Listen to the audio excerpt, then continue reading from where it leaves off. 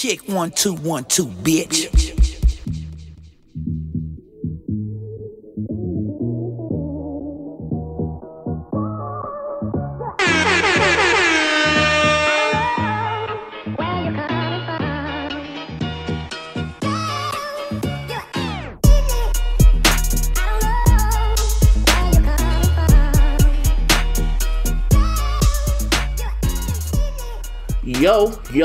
Yo. This is your boy Buzz B. And over here is your boy JC No Hats and Martin. Yo, what's up? It's episode 131 of the iLLogical Sense podcast. How was y'all weekend? How's y'all 420? Fam, I had one of the most interesting weeks in recent memory. Really? Like I took a major L on Tuesday. Really? Actual day. And then I followed it up by pretty much capitalizing, taking an L or a W that Tuesday night. Oh, and shit. then finishing out on a strong note. Like, Well, congrats. Shit. yeah, it's all work related. Like, I woke up and checked my Grubhub's app, and I'm in the middle of my schedule. All of a sudden, they talking about you're no longer able to schedule. I'm like, What kind of shit is that? yeah. So I'm like, wait, what? Shut the fuck up. What kind of shit is that? And then they won't talk to me about it because it was like, well, this is a final warning from like some years ago or some shit. They What? calculated it all. So I'm like, all right, bet, whatever. So now I had to figure everything out. Fortunately, I had this app that I had looked at a few months ago called Winolo, which is basically an app where you could find jobs and you could just work them throughout the day. Yeah. Man, I got on that joint. They had all these openings for waiter.com, which is basically the same thing as Grubhub and DoorDash. Oh, The only difference is that they're already assigned, so you just go to the headquarters and you pick up your 1 or 2 orders for the day, and you're out. Shit. Literally had everything like got down packed, and then to make up for those lost hours, I just DoorDashed those hours that I wasn't with. So you waiter. hustled. Yeah. Okay. Like I always have to do. Yeah. All my life. I've been grinding all my life. Like, yeah, no, it was one of those situations where I was like, damn, like I need to make sure I can hit my goal that I originally had for the week. Yeah. Tuesday was looking shaky, even though I got it back on track. And then by the time Thursday, I was like, okay, I'm on track. Friday, it was dumbass slow for DoorDash. So then, like, at first I was pissed off because I was like, damn, like, You niggas are hungry. Well, no, my thing is I like having Sundays off. I don't like driving on Sunday, like, 7 days a week anymore. So now I'm like, fuck, I'm probably gonna have to do this on Sunday. But then one more I started thinking about it, and I was like, well, let's try to make light of the situation. I can actually spend time with Larissa now because she went to go see her parents for Easter. That's nice. So I was like, at least we have that time. So then I did that, and then all day Saturday, like, orders were just flying, like, nonstop. Yeah. So I finished out the day. That makes sense. Didn't have to drive on Sunday, hit the goal. So I was like, all right, bet. So now that I know I can do it and everything's feasible, I was like, all right, bet. But you also got to remember, though, because Saturday was 420, so munchies. No. I was delivering to a lot of older people. They were Really? smoking Yeah. too. They probably were. No, Shit. they were having regular ass dinners. It wasn't like they weren't getting munchy shit. Like it was like cuisine. But you know, type shit. that but I could be would a do that. munchie. That would be a munchie. Like, That's Yo, what I would like do. there was let's some order there's this shit some- from Red Lobster, bro. Like there's some younger people I was delivering to. Don't get me Let's wrong, go. so I could kind of tell. You can always tell what kind of food they get to let you know. Okay, they really getting high, or oh, this is just regular. They're getting super Hey, high. man. You never know what you order. I remember one It's time. like That I top had shelf weed, you let's got go, 'cause- top shelf munchies, bro. I'm just saying. I mean, you would think, but I guess there was some big soccer tournament. So a good portion of my orders were going to hotels for these teenagers because they're here for tournaments. They could be Gotcha. smoking Yeah. too. Got you. My Possibility. probably my week. I think I kind of took it. Not I didn't take an L that Tuesday or Wednesday, but it was like some work related. It was just that whole day. It was just people were irritating the fuck out of me. You ever had those days where everyone was just irritating the fuck out of you? Everybody irritates the fuck out of me. Well, every yeah, that's single daily. But this time, well, you know, but it like intensifies. Like one day, everything is just hitting like a Steph Curry 3.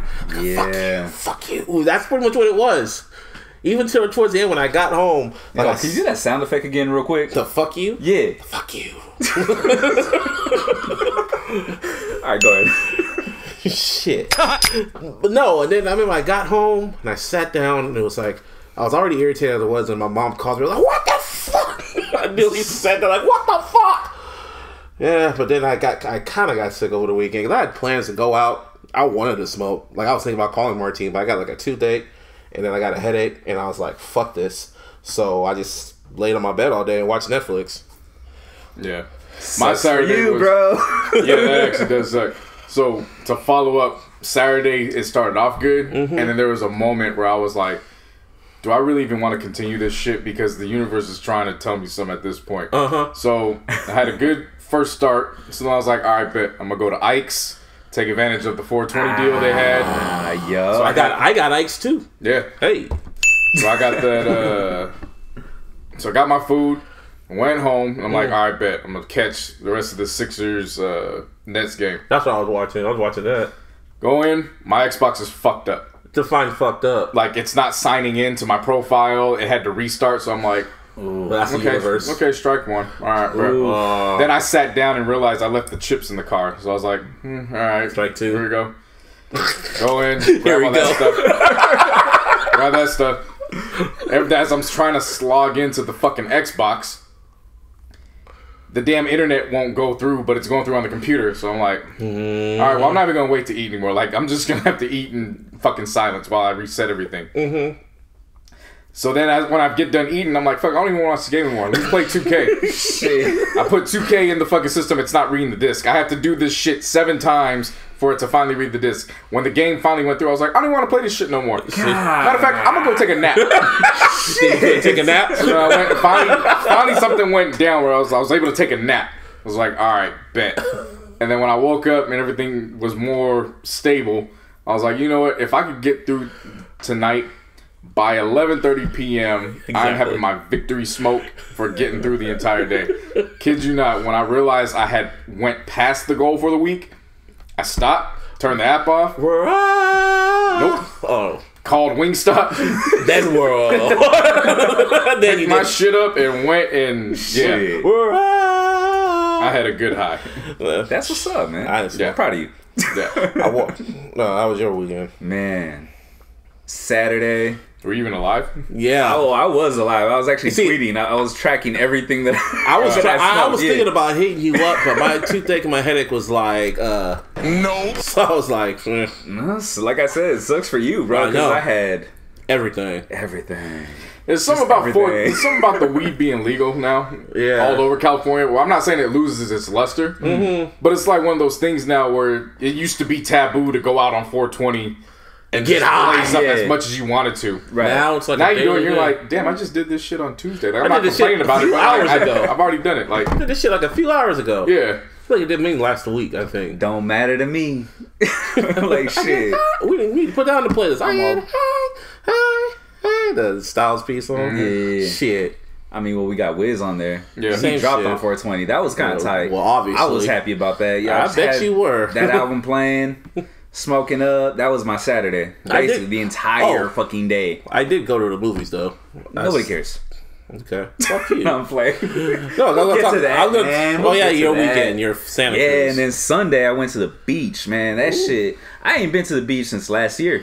Nice. Like, seriously. I went to the beach. I haven't been to the beach in I haven't been to the beach. A whole fucking year. And I was just like, dude, I love the beach, so it felt like home, man. Yeah. You know what I mean? Not only that, I was there with my family and shit. It was Easter. You know what I mean? Hell yeah, Easter was... Yeah. Hid the eggs for the kids. Easter was like that shit. holiday. Like, it was cool, man. It was cool. Easter was like... I forgot people really treat Easter as like that holiday. Like, you know... Well, I mean, there's festivities, bro. You know what I mean? Growing up, but now... Everybody has to work on Sundays. Yeah. My brother was in the house for like 10 minutes and then was like, all right, I'm out. My mom was pissed. Damn. My mom was pissed. She told me Costco was closed. She was hella pissed. She was like, shit, I forgot that was... Oh, she was like, man, I forgot those owners are hella Christian. That and out. That was like, I guess... Whoa. Chick-fil-A too. Chick-fil-A is always closed on Sundays. Yeah, right? Chick-fil-A closed on Sundays. True. So, Wiener Schnitzel was closed at 4. 4 o'clock? What? Since when? You say, excuse me? They're dreaming. Like, what? Excuse me? I was pissed. I was ready to munch down on Wiener Schnitzel on Sunday. I got that. What the fuck is this? Shit. It's like, who the hell are you to take Easter off? And then I started thinking about it.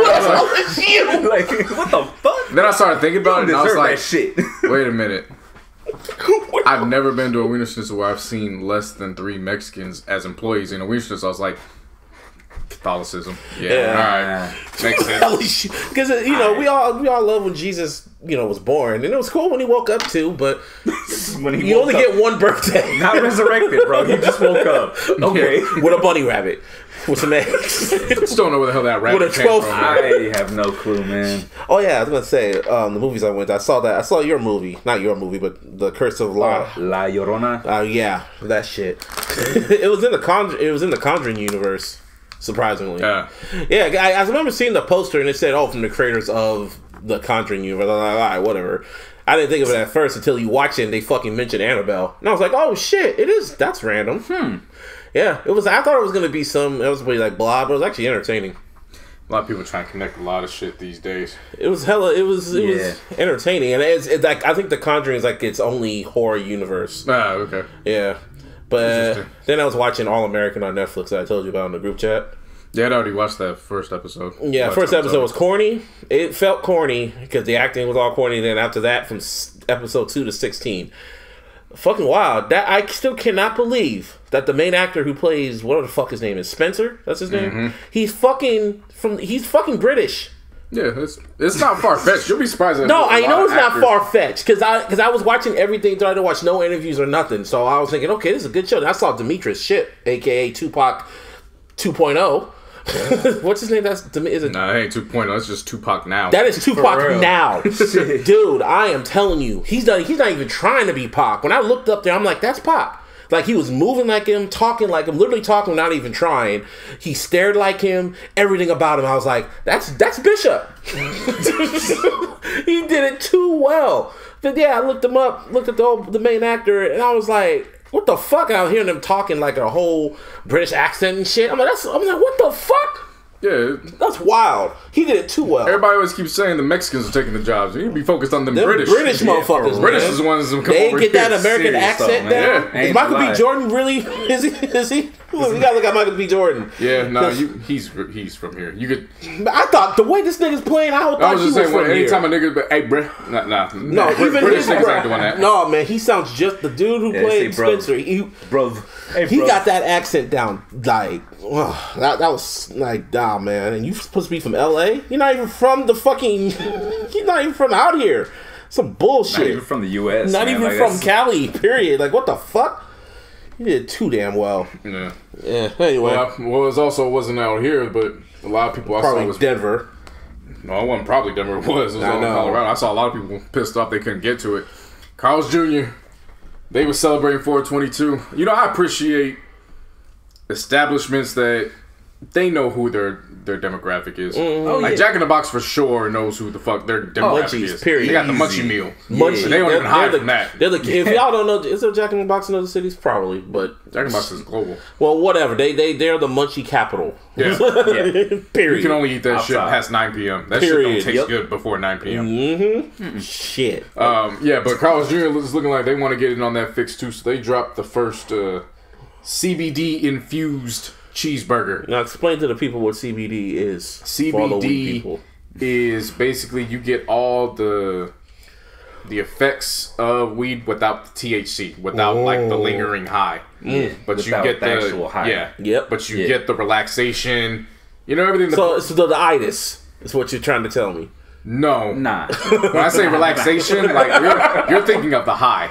Yeah. When I say the relaxation, like if you got pain in your muscles, you just eat a burger. The shit go. Well, no, it's not about eating a burger. I mean, this was unless you're in Colorado.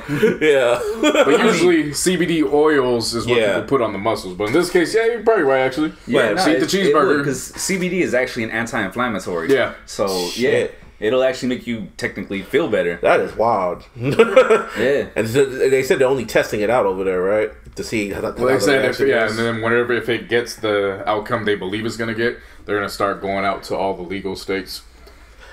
Shit. Sucks for y'all in the South that got Hardee's, nigga. For real. Whatever. Yeah, it's Hardee's in the South. That's what they call it out there? Yeah. Yeah, man. They don't get it's illegal over there. I remember the first time when I was in that too. I remember the first time when I went to college out there, I was like, Hardee's, what the fuck is that? Then you saw the went in the menu and saw the same exact fuck. I was like, this is a fucking Carl's Jr. What the hell is this? And then cats came out to visit me out here. They're like, fuck's a Hardee's? Fuck is a Carl's Jr. I was like, yeah, fam. Like, yeah. I guess. Yeah. Alright. Yeah, alright. Anyway, Tuesday. What happened last Tuesday? Oh yeah, Beyonce dropped the fucking homecoming shit on Netflix. That was Wednesday. Whatever. It was one of them days. One of of them days. She just dropped that. She just dropped that shit at midnight, and them beehives were waiting in the wings and shit. But you watch the shit? I did. Watched it Sunday. Well, I watched it right when it dropped, and then I watched it again, and I was done. What'd you think of it? It is inspiring. That's some shit I saw, like, I've seen over the years with Kobe. Yeah. In many documentaries. Like him talking about just willing through, like. To be the best. Dude, if she was. That shit kind of scary because it reminded me of Michael. And when I say Michael, I'm talking about Michael's, like, work ethic. Michael Jackson's, like, work ethic. The way she just pushed herself, how she'd stay up pretty much all night. Like, she revealed, like, when she had a baby, when she was pregnant with the twins, she was 250 pounds. When she was pregnant, she was up to, I believe, 212 pounds. Yeah.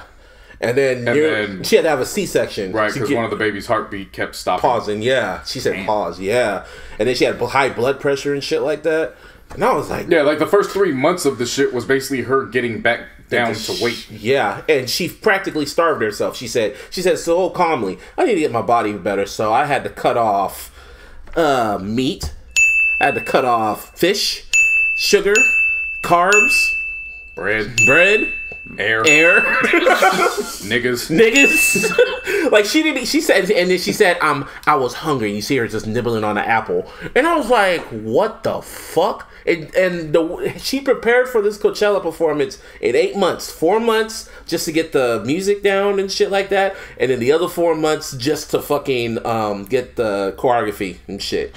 That makes sense when you think about how choreographed it was. You know, everything was like, she picked everything from the dancers to every, like, band member, everything. Everything was just narrowed down. And I was sitting there and I'm thinking, you were doing this while you were setting up for the On the Run 2 tour. You were recording Everything Is Love with your husband. And you were preparing for the Lion King. You're doing voices for the Lion King and shit. And probably doing the soundtrack. And singing more. Just throw that one in there. Yeah. I just kept looking at it like, you got $8 million for for both weekends. Yeah. And then you finesse this into a $60 million three project deal with Netflix. This is the first one. This is the first project. I think they're gonna put On the Run 2 on Netflix. Possibly. Too. Because I remember they were filming for that, and I saw a lot of HD gifs going out, and I think the third one's gonna be her album. Her visual album. I'm so glad HBO didn't get that shit. Fuck them.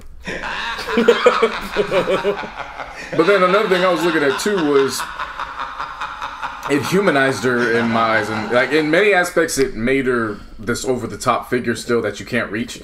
But in many aspects it also humanized her. I mean, when she was explaining how her connection to the HBCUs and how her parents would take her and Solange to go see the Battle of the Bands, and stuff like that, and then incorporating it like you remember it's like, oh yeah, that was a black ass performance until they dive into it and you go, wait a minute, that was really a black ass performance that they pulled off. Come on, they said she sang the black national anthem, dog. Yeah, in front of all them white folks.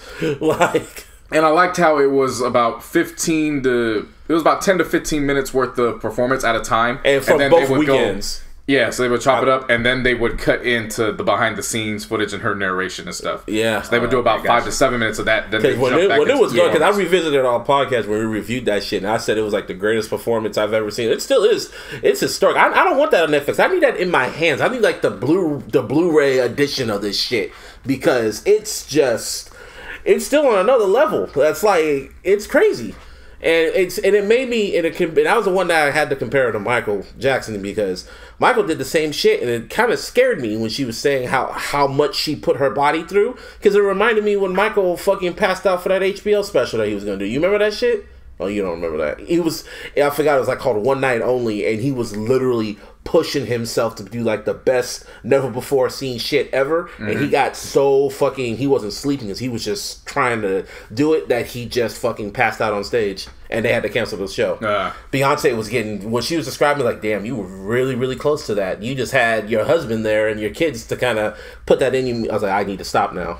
See, it reminded me of Kobe in between the Achilles injury and his final season, because just how she was setting it up, where she was like, I was supposed to perform in 2017, then I unexpectedly got pregnant. Yeah. It was just like Kobe when he came back from the Achilles, but then he fucked his shoulder up against the Pelicans. And then they documented everything leading up to that, and it was so eerie watching that parallel where he had to change his diet again. Mm-hmm. He had to go through the rehab and everything, just floating through. So I was just looking at that like, I've seen this before, but I think this is the first time I've seen it outside of the athletic realm. Yeah. Right. To see it from a musician was actually very intriguing. It's one of those, like, you had Beyonce demanded your respect with that shit. That's what it was. That was like if you're not gonna respect her, at least look at her like that. Like, it's just wild. yeah. I've never been one to know the majority of her discography by heart. Yeah. But it was around 2007 or 2008 when you can finally say, like, okay, she's not as overrated as people say. I think B-Day That was like way back when I was saying that back in high school. Yeah. And then to see this come out and people are still talking about it, and I was like, that was cool to say when you were, a teenager and you weren't paying bills and shit. But now, like, when did Beyonce become that figure? Like, what time? What year? What was the moment where people were just Fierce. like Sasha? Yeah. That's when it happened. I think that's like what Single Ladies came out. Because at first I was a Single Ladies video. Yeah, I was just doing it, and Kanye said, "That's the greatest video of all time." And then she even performed that shit too. I remember with the Legion of fucking women and shit. Yeah, I remember that shit because it's just Beyonce is just that was the moment. And then I think when she dropped the album unexpectedly, that's when she really just had the world by its balls. At this point in this shit, I don't know what to say, man. Beyonce. One of the greatest ever. That's all I gotta say. She ain't better than Michael, but she's the closest one. That's the best way to describe her. She's like Kobe. That's who Beyonce is. She reminds me of Kobe. Yeah. Damn. Hey. That actually makes a lot of sense. Man. They're connected. They're always connected. Yeah. There you go. Like the footage came out of him going against her dad in that pickup basketball game. Yep. Back when they were Destiny Child. Yeah, and they were kind of doing their little thing together. He said, yeah, I guess her dad scored once, but that was the only time he scored. But it was a nice little shot. Everybody was talking there, was like, shit, that nigga would have won the game as far as I was concerned. For Beyonce? Yeah, shit. Nigga, you could win 21-0 for all I care. You saw how the B stands, all the Beehive were mad at Jay-Z for not being ecstatic about her fitting back into her dress. Fam, I saw that and I realized Jay-Z is I and I is Jay-Z. Yeah, that's exactly what I'd say. When he was like, hey, okay. I told Larissa that. I was like, That's exactly what he said. Because she said, this is such a great moment for me. I can fit in this dress. Da-da-da-da. So she's like, oh, let's FaceTime your husband. Yeah, let's do it. So she FaceTimed him and she's like, look, I'm back in it. And Jay's like, all right. With a big old smile on his face. I was like, that's exactly what I'd say. Yeah. I told Larissa, I was like, if you're watching it with me, you would have understand why every time you tell me something once a day for during the week, I'm just like, all right, cool. And then when they hung up, she's like, why isn't men more excited? And I was like, what the fuck you want him to say?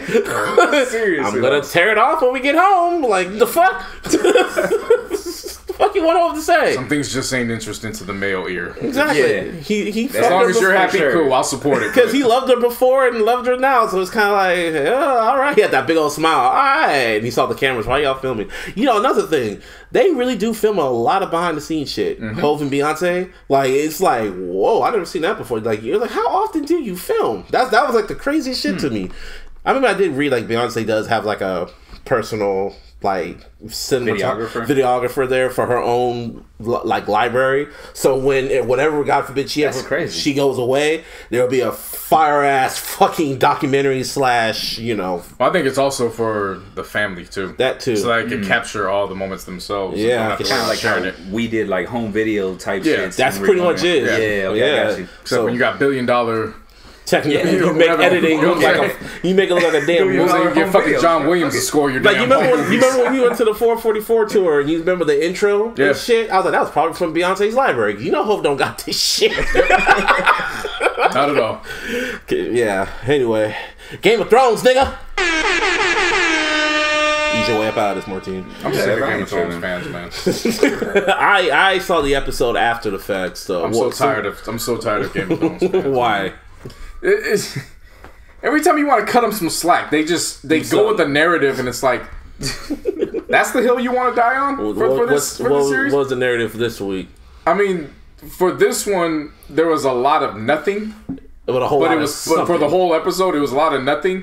but I understood it because it was giving everybody their shine because you knew shit was about to hit the fan. Nothing was going to be the same starting next week. Yep. Can't wait for that. And you could tell, like, all right, they gonna die. They gonna die. Yeah. That's a borderline one. He for sure gonna get his ass killed. So what were the fans saying? But it came down to young Arya's... the sex scene. Yeah, her sex scene. Her coming of age scene. Okay, let's... After 7 seasons... Emphasis on coming. Coming. See... Me and JC, we just recently got into Game of Thrones, so when we saw Arya's growth just expanded like years. So I remember like a few weeks ago, I decided to look up who's a Macy Williams. That's her name, right? Whatever. No, more than I do, but okay. Well, okay, her name's Macy Williams or some shit like that. I just looked up the actress's age. I was wondering how old is she now because she still looks fucking young, and I was like, okay, she's 22 now. So I was like, okay, that's cool. I'm not nothing crazy about it. I can kind of look at her like that. Pause. So then when this scene happened, when it started, I remember when it first started, when she started like hitting, she's flirting with the knives, and shit, whatever. Like, let's just get that. She wanted Gendry. She wanted the dick.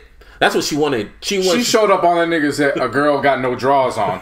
What you finna do? First she asked him, he's like, how many women you been with? To start taking off her gloves, and I was like, oh, this is where we going. And he was like, I don't know, shit. He's like, no, you lie. It's 3. Okay. And then just started, we might die tomorrow, so let's get it on. Just started just making out, and I was like, oh, we're going there. And I thought it was just going to cut away and shit.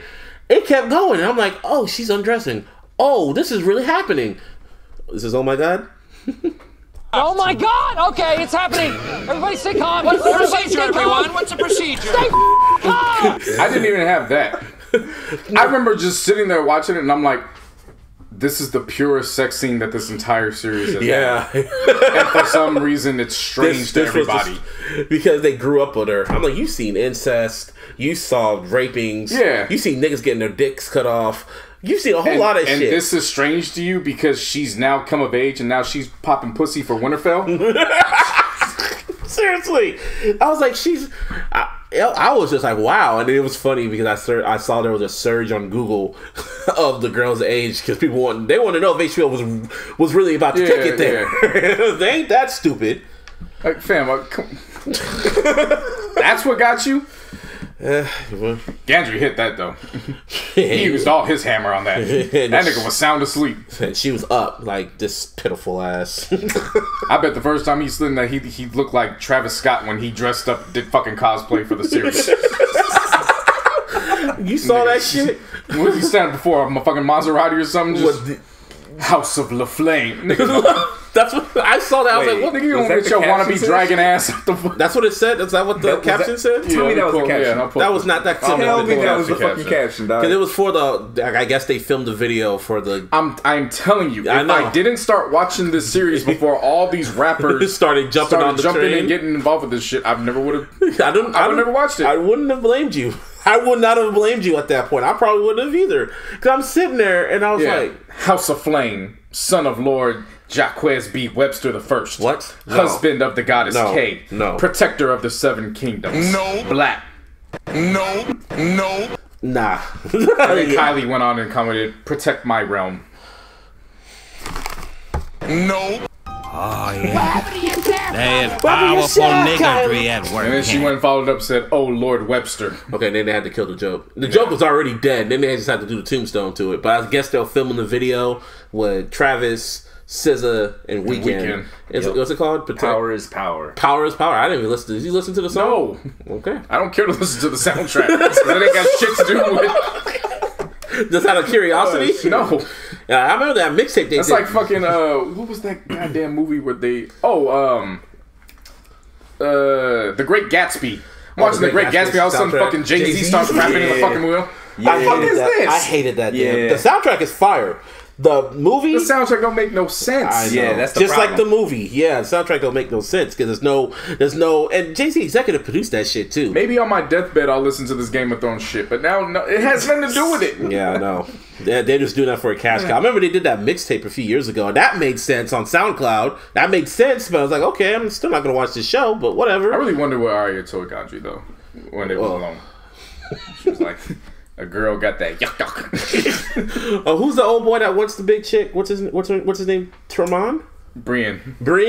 Who's that big woman? He's still here. He's the most thirsty. He don't care about how thirsty he is, man. He wants his girl. I said that's how Charles Barkley sound every time we go to San Antonio. And then when he was telling that woman still here, and then when he was Victoria shows the secret down there. The secret is Nia Jax. If I go to WWE, is Nia Jax still here? Oh no, man! Somebody took that and said when the Vadius was at the club. Oh, shit. Or when he talked about like I sucked when I was 10 years old, I sucked on a giant's nipple, like his wife's nipple and shit. He said that as foreplay to the old girl. Yeah, like. So he sucked a giant's nipple. All right, and then literally started down in fucking milk like he was fucking Kurt Angle. Yeah, and looked at it too. Shit like, was dripping down his beard and yeah. Pretty much he just said, "Give me what I want." Yeah. He wants her. Like I said, down. it was for the average fan. It was boring. a lot of nothing that happened. Yeah, right. But if you've watched the shows, if you binge watched, even if you watched from the beginning or you binge watched like Busby and I were able to do, yeah. It was one of those episodes where you're like, okay, this was worth it. It like was. Everybody finally made it up to this point before they kill everybody off. And I was starting to realize that this is just like the lead-in, pretty much, right? Yeah. And I started to realize that Dana is a fucking villain. She's shaping up to become a heel. Yeah, I saw that. I know, but like if you watch the show and now you kind of realize what her end game was because you pointed it out to me. She was taking out people that we didn't like. We didn't care for. But now we get to Jon Snow's. When it comes to the Starks, all of a sudden now she's got a now she's a villain. Yeah. I remember on Twitter everyone hated Sansa. Everybody hated her. But now in the span of 2 episodes, everyone's saying fuck Dana. Yeah, I'm Team Sansa. Danny. Yeah, I'm Team Sansa now. And I'm like Sansa. Whatever. Sansa. That's what I said. No, Sansa. I'm gonna have a lazy tongue, so. But you're saying cha. Oh, that has nothing to do with your tongue. That's your Sansa. Nigga said I have a lazy tongue. Sansa. Cha is your teeth. Anyway, everyone's Team Stark now. There is powerful niggardry at work here. I don't know, in the span of 2 episodes, especially when she said, so you're gonna be queen, yeah? So what about the North? And Danny just looked at her like, fuck the North. That's pretty much what she said. Damn. I'm your queen. And now, Jon Snow, I feel for Jon Snow because he didn't want none of this shit. He's like me at work when they want more of me. And I'm just like, I'm not trying to help you guys. Don't come to me. Nigga. Danny was funny. Danny believed all that shit from Bran and Sam earlier when it came to the Night King and then all the Dead Walkers. Yep. But as soon as this shit popped up, she goes, not much of a secret if 2 people know. Motherfucker, only 2 people know. Yeah, she said that like so. And then as soon as they're in the crypt, then she was like, "Oh yeah, he raped her." He's like, "No, he didn't. He loved her." It's like I'm the real. I'm Aegon Targaryen. I'm Aegon Targaryen. She looked and said, "How convenient is that? Wow, how convenient is fucking." She stared at him flat out like, "Motherfucker, I gotta kill you now." That's exactly the look she had. And it just sets everything up because next week, as soon as we get done watching Endgame, which, nigga. They're saying this next episode is going to be an hour and 30? Damn near 90 minutes? I think it's 80 minutes. 80 minutes? It's going to be the longest episode they've ever done. And it's the longest battle in TV or movie history. And HBO TV or movie history. Yeah, they said it goes longer than the Lord of the Rings. The last battle. Okay. So that's why I said if you're gonna watch any Endgame and not Endgames, Game of Thrones, just watch it because it's like that's gonna be like a historical episode. And Night King showed up. I'm gonna start there though. I know. You have to start from the beginning because I get it, a lot of people are gonna say, "Oh, I could just jump into it." There's going to be a lot of shit that's I guarantee. Yeah, you'll be lost. Yeah. But if you want to watch in itself, if you want to watch the historical shit, then that's why I advise it because it's like a historical moment. I don't give a fuck. Okay, so I mean that's fine, but you're gonna be sitting there, you're gonna be like, huh? Yeah. Huh? It ain't about like giving a fuck. It's just you're gonna be sitting there like, wait, what the fuck do you mean by that? Yeah. And it's like, well, had you seen season 2, episode 7? Yeah, that type would of have popped up right there. I can't wait for that. I would trip on that type shit, like because I know that there's already. You just gotta be like, oh shit. So I'm just like, I'm there. You know. You just gotta be like, oh shit, because I'm telling you, when them White Walkers showed up like the zombies from Thriller, it was like, oh shit, it's about to go down. So. I can't wait for that shit. That shit's gonna be wild. 2 days after seeing, well, probably 3 days because I'm gonna see Endgame. I don't know how many times, but boy, yeah. Sorry. We talk about Endgame now? Blow out my ear. Oh, you want to wait till the Nothing end? to talk about. Well, are you ready? There's no trailer. There's no. It did leak. The ending leaked. Ish. I didn't watch the shit. I didn't either. All right, well then. It was crazy. There's nothing to talk about. No, but I read up on how it leaked. Apparently, before the premiere or the China premiere, they premiered the movie to a bunch of Saudi Arabians, princes and shit. Of course. Mm-hmm. And someone was in the theater and just filmed it and just uploaded it to YouTube on some I was like, shit. I saw one little thing and then that was it. And I'm not even gonna say it. I can believe it though. Yeah. You seen the price of gas going up? Yep. Makes a lot of sense. Disney had to bend it over. They had to bend over, and it's kind of crazy how Twitter, as a collective, came together, and they were pointing out people that was tweeting the links and the screenshots and shit. They all came together and said, "Don't you spoil shit." Better start from gas stations. They got them TV screens when you pump gas. Yep. Might fuck around and get the spoiler right there too. Shit. Even the Russo said World War III in itself. They even hashtag "Don't spoil Endgame." Man. Man, we in the end game now. That's what we in. That's what we in. We in end game week, niggas. Seriously, man. And that next week, that's all we're gonna talk about. I have a feeling. That's all we're gonna talk about. Depending on what happens this week, that's all we're gonna talk about. Well, I mean, Schoolboy is coming out. That motherfucker. So This nigga just said it after he said it's gonna be the most epic episode on TV. You gotta see that it. part. Like, we just named 2 other things he's gonna be talking about. Some other shit's gonna pop up. All types of history shit. That's all it is. Shit. Anyway, let's move on. Kodak Black. I mean, this nigga came out pen looking like Lisa Simpson. Seriously though. He got blonde hair, so I don't know what to say. It's not even the fact that it's blonde though, dude. Just like the triangles that he has it shaped in, the fucking pyramids on his head and shit. Well, apparently leading up to this shit, he couldn't be found at a tour stop or some shit. In Boston. He didn't show up, and all of a sudden, like, niggas were yelling out, "Fuck Kodak Black," and apparently they didn't know what the fuck he was. Well, apparently, old boy got caught up because he had a whole bunch of guns and drugs and shit on him. That's pretty much what it came down to. He got caught up at the fucking customs on the border. Yeah. Canada. Like, what did you... I just want to think was gonna happen. Like, seriously. Like I said, he's a stupid motherfucker. I'm not surprised. I just want to know what the thought process was. Like, yeah, I'm just gonna check in these guns real quick. No big deal. No, he thought he wasn't gonna get caught. And knowing him, he was probably just like, "Nah, mine, bro. Nah, I don't know what you're talking about, man. I don't know, man." that's what he sounds like. It's not surprising. It's not surprising to me. And he also released a diss track called "Expeditiously" against T.I.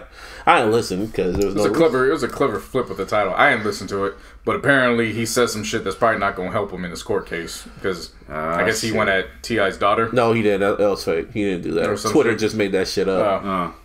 I wouldn't know because I didn't listen to the track. But that's how crazy. That's how crazy people are. Like they want. Because I fell for that shit till someone said listen to the track, and I listened. I'm like, oh, he did not say that. Okay, well that was fake news, but people really believe this shit.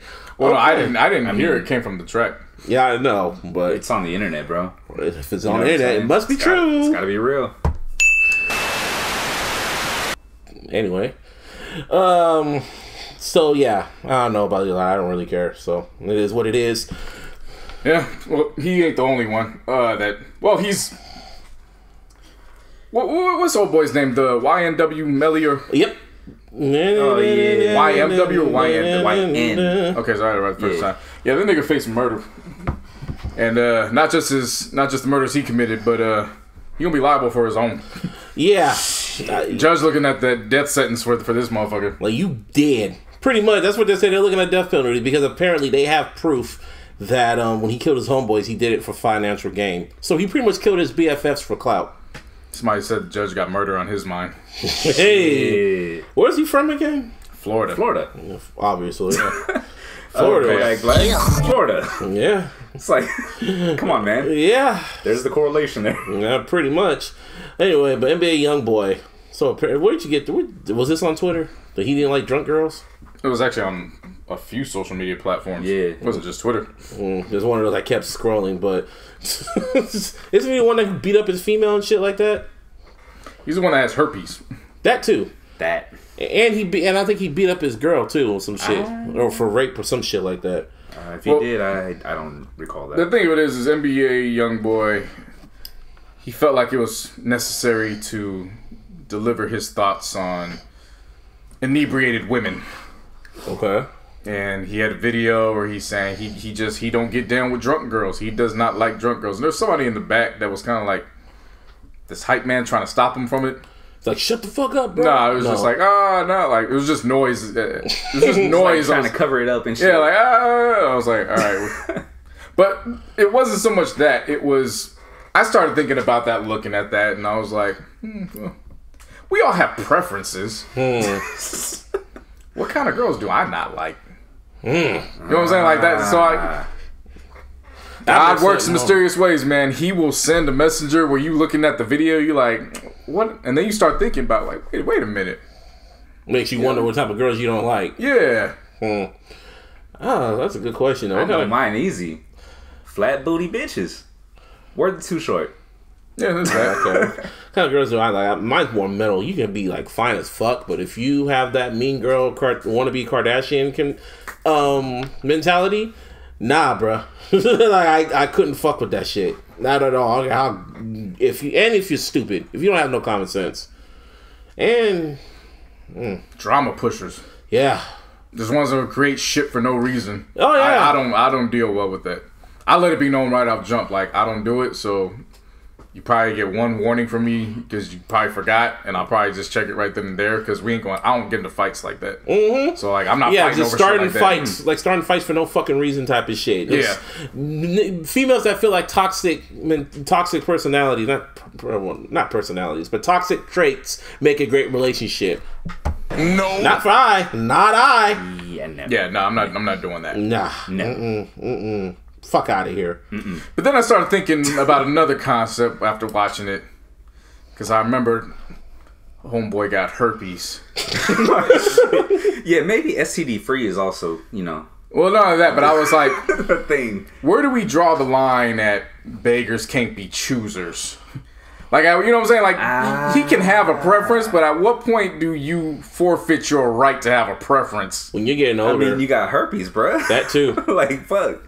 Yeah, you got shit, dude. Like, well, for him, I mean, but for us, when's the time when we have to like settle? Is that what you're trying to say? I'm not saying directly for us. Oh yeah, I'm just saying in general. At what point would it be like? What's the line? Yeah, because I would think somebody that goes along that route, like they could be picky with the people they get. It's not even so much picky. It's just. When you're, I won't even say picky. It's when you're vocal about it, like he is. Oh, see, for me, yeah, I know I can't picture like myself. you can't be, you I'm can't. Confused. No. I like know what he's trying to say. You can't contract something of that magnitude, and then go out on social media and be like, I don't like this, I don't like that, I don't like it. You know what I'm saying? Like pretty much how Maul is. Because he's got herpes. You're saying though, right? Yeah, like well, it's even then, like pretty much how Maul is. I wouldn't even just too cool for school type. I wouldn't even shit. just stop it at an STD. You a 2-time felon. Okay, yeah. You know what I'm saying? Like, yeah. But like, you can't get that type of job. The, young boy shit. You're saying like because he has because he has herpes, whatever. He's fucking like the drunk girls thing. Is that it's really like so bad? Yeah, it's like okay, I feel you, but you got if herpes, drunk girls is shit. If drunk girls is only throwing it at you because the sober ones know what you carrying, you can't really say, well, I don't want that. Like. That's what's coming at you. That's what you got to take at that point. You just got to take it. You got to at that point. You just got to settle down. That's pretty much what it comes down. Settle. Yeah. You got limited options, bro. It's like trying to look for a job and you're a felon. It's like I don't want to work at McDonald's. I'm too good for that. Like nigga, you got no money. Exactly. You better apply for that That's shit. What I was gonna say though, because you mentioned the 2-time felon or whatever. Right? I was like that goes towards jobs. No, but I'm saying it. I'm just talking about in general. In general? Like yeah, I'm talking about in general. Like at what point? Seriously though. At what point do you can't do that no more? You got no ways of doing it. Literally, beggars can't be choosers. Yeah, you gotta limit your ego. You gotta swallow your pride at that point. At that point, I know what you meant by that. At one point, if you just got no other means, you gotta do what you gotta do to get that money. You can't pick and choose. Like I'm better than that, man. Fuck out of here. Anyway, Lil Yachty just always seems to come up somehow, some way. But ain't it wild that out of Kodak Black, Melly, and Youngboy, it's Lil Yachty that comes out with that's unscathed and actually has a nice story attached to it. He just minds his business. That bullshit ass excuse for How High 2. That never happened. Oh, it did. I saw that trailer. I didn't see it. I know. So, I didn't watch it, but I saw the trailer. I saw the trailer on my timeline. I didn't watch that shit. I didn't want to piss myself off. See the trailer? But Did anyway, you watch the movie? I don't even know if it's out yet. Oh, it came out. It already came out? Didn't it? Well, Yeah. shit, I don't watch that shit. That's what I'm saying. Fuck out of here with that. Anyway, well, at least he got his bread for that, so. Whatever. But apparently he got writing credit bread because that motherfucker wrote City Girls Act Up. Everything except the last verse. Mm-hmm. Yeah. This is JT's verse. I was like, oh, you wrote that shit? That was one of the big, that was like the most random shit ever. I was like, Round of applause for a black man. for real. Understanding the plight of his fellow black woman. Oh, female. And being able to tap in. And females doing double standards for that shit too. It was kind of quite funny because this one dude kept trying to question it. And there's we just like the song, but a male wrote that shit. City Boys, man. City Boys taking over. It's City Boy season. Shit. You know what time it is. Like everybody, everybody going hype over the sundresses and all that, and rightfully so. Mm-hmm. But it's summertime for us too. You know what I'm saying? You feel me? Nike coming out here making them sweatpants shorts. You know what I'm talking about? Shit. City Boy season, my nigga. Yeah. We out here. I guess so. I guess. Fucking, and that kind of questions like, what other rappers, like male rappers, wrote for females? Well, we know about Cameron. You know about Cameron? Yeah, I know about Cameron. Cameron did it on several levels. Several. So Cameron wrote 3LW's Baby No More, I'ma Do Right. Mm-hmm, I know that one. Penned that shit, but then he also penned Lil Cease's version of Crush on You. Really? For Lil Kim. It wasn't supposed to be a Lil Kim record. Mace got paid $30,000 to write 6 tracks for Lil Cease, and then he gave Cam $5,000 to write him a joint and a half or so. And Damn. Crush on You was what he wrote. Wow. For Lil Cease. Wow. Yeah. Shit. Well, I know that he wrote the whole shit then, or? Mm-hmm. At least Lil Cease's part. Oh, okay. I know Biggie wrote for Lil Kim. Mm-hmm. On, was it Hardcore? Like tracks off Hardcore? Yeah. Didn't Hov write for Foxy Brown? Hov wrote for Foxy Brown, including Gotta Get You Home Tonight. Mm-hmm. Yeah, I know that. You can hear it in their verses. Y'all know about Cool G Rap? Why is the name? It sounds familiar. Cool G Rap wrote for Salt and Pepper. Yep. Mm-hmm. And didn't just write for Salt and Pepper. The song was called Chick on the Side. Damn. So he was really tapped in. Mm-hmm. Whoa. Yeah. Seriously. Yeah. Shit. And then y'all know about Scheme, right? The nigga out here from the West Coast? Yeah, from LA, right? Yeah, who did he write for? So there's a hint. It hasn't been confirmed from either side, but he's led on people to believe that he ghost wrote Fancy for Iggy. Wow. I think I remember hearing that. Yeah. I remember hearing about that.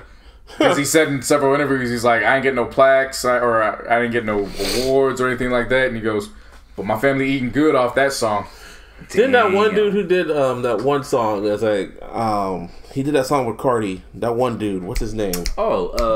Parson. Yeah, didn't he write for he wrote on Cardi's album?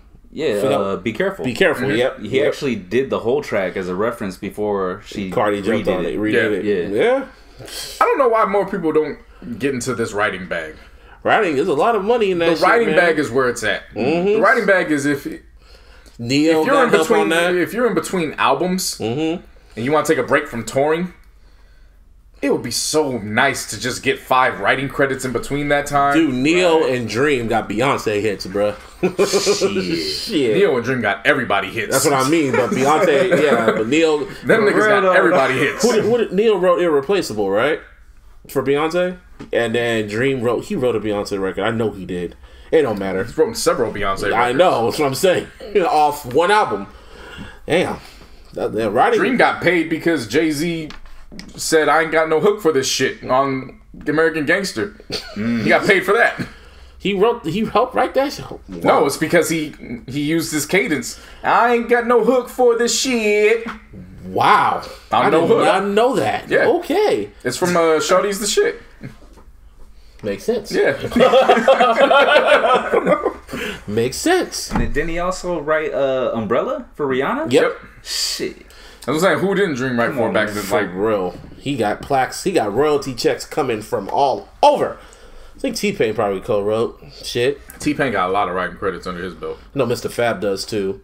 And who else? Ty Dolla $ign has a bunch. You just gotta look him up. Ty Dolla $ign was at the fucking Coachella shit with with the Sunday Service shit. I was looking at that shit. I was like, oh, Ty Dolla $ign there. Did y'all watch that shit? Nope. No. At the beach. I know, you're at the beach. Boy. Yeah, you were showing me how much that shit cost. Kanye funny. I wasn't watching it to begin with, but I know, but the but when I saw socks selling for $50. I was like, I'm for sure not even getting on YouTube to try to find this. Dude, it was from the way you saw the concert was like it came like you were watching it from the booty hole. Like it was only like it was the same lens they did for the Say What's Up video from Black Hippie. Oh wow, that's how they did it. Oh, the fisheye lens. Yeah, fisheye lens. Yes, it was a fisheye lens. Yeah, I'm like, fisheye. People were showing me the still frames of that, and I'm like, that's what he's doing. Yeah. And then I heard a lot of people who were still riding the bandwagon for him. I saw another few people that were like, this is where I get off. Like, I can't do it anymore. No, some Kanye fans love this shit, man. Like, I saw some of it. It was just pretty much of, they were just playing covers of Stevie Wonder records and other R&B records and shit. And they were playing not Kanye songs, but the samples like that he like did it over. And Kanye was playing on the MPC. They're playing some gospel records here and there. Tiana Taylor sang some shit. Kid Cudi was there. DMX was there randomly. Did a prayer. Whoa. Yeah. Chance the Rapper was there. Travis Scott was there. The fisheye, what's it called? What's the lens called? The fish lens? Fisheye lens? Yeah. I thought that was pretty creative from a cinematic standpoint from how everything looked. I'm like, okay, this is pretty creative. It is, so you realize you can't see fucking everything. I knew. I just want to see that for a performance. I know what you mean. I think I knew what Kanye was trying to do. I think he was trying. I don't even think he knows what he was No, trying I know to what do. I know the idea. What he was saying, like, oh, you look. It sounds stupid as fuck, but it sounds like, oh, maybe when you look into heaven, this is if you're kind of trying to get a peephole into heaven, this is what it looks like, type of shit. It makes no fucking sense. But I was like, I was in Kanye's head for a minute, and then I was like, that kind of makes sense from a Kanye mindset, but No. yeah, I don't know. I'm not defending it. I'm just trying to explain I think it. you just overthought it. I probably think he probably looked at it and was like, oh, what's that lens? Hey, let's lose that shit. Yeah. That too. That too. That's a If possibility. we use it, they won't notice the $50 socks. Shit. $50, man. And they said church socks on them. I told my nigga Greg, shout out to Greg, I told that nigga, I was like, bro, you can take $50 DD's get discounts and get the whole damn sock section. Isn't there something in the Bible saying that that's wrong to do? Like, didn't Jesus? There was a story where He flipped tables because of that. Yeah. They were selling product in front of the temple. Yes.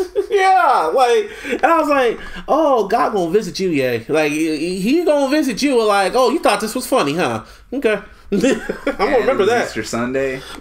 Bruh. Fam. Yeah, purple hair too.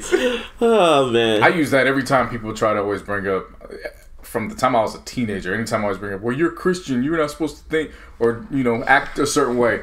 Just tell them, even Jesus flipped tables, my nigga. Jesus had to do and a Christian is just supposed to be Christ-like. What you want me to do? Yeah. I'll flip this shit right now. I'll flip this motherfucker all the way around.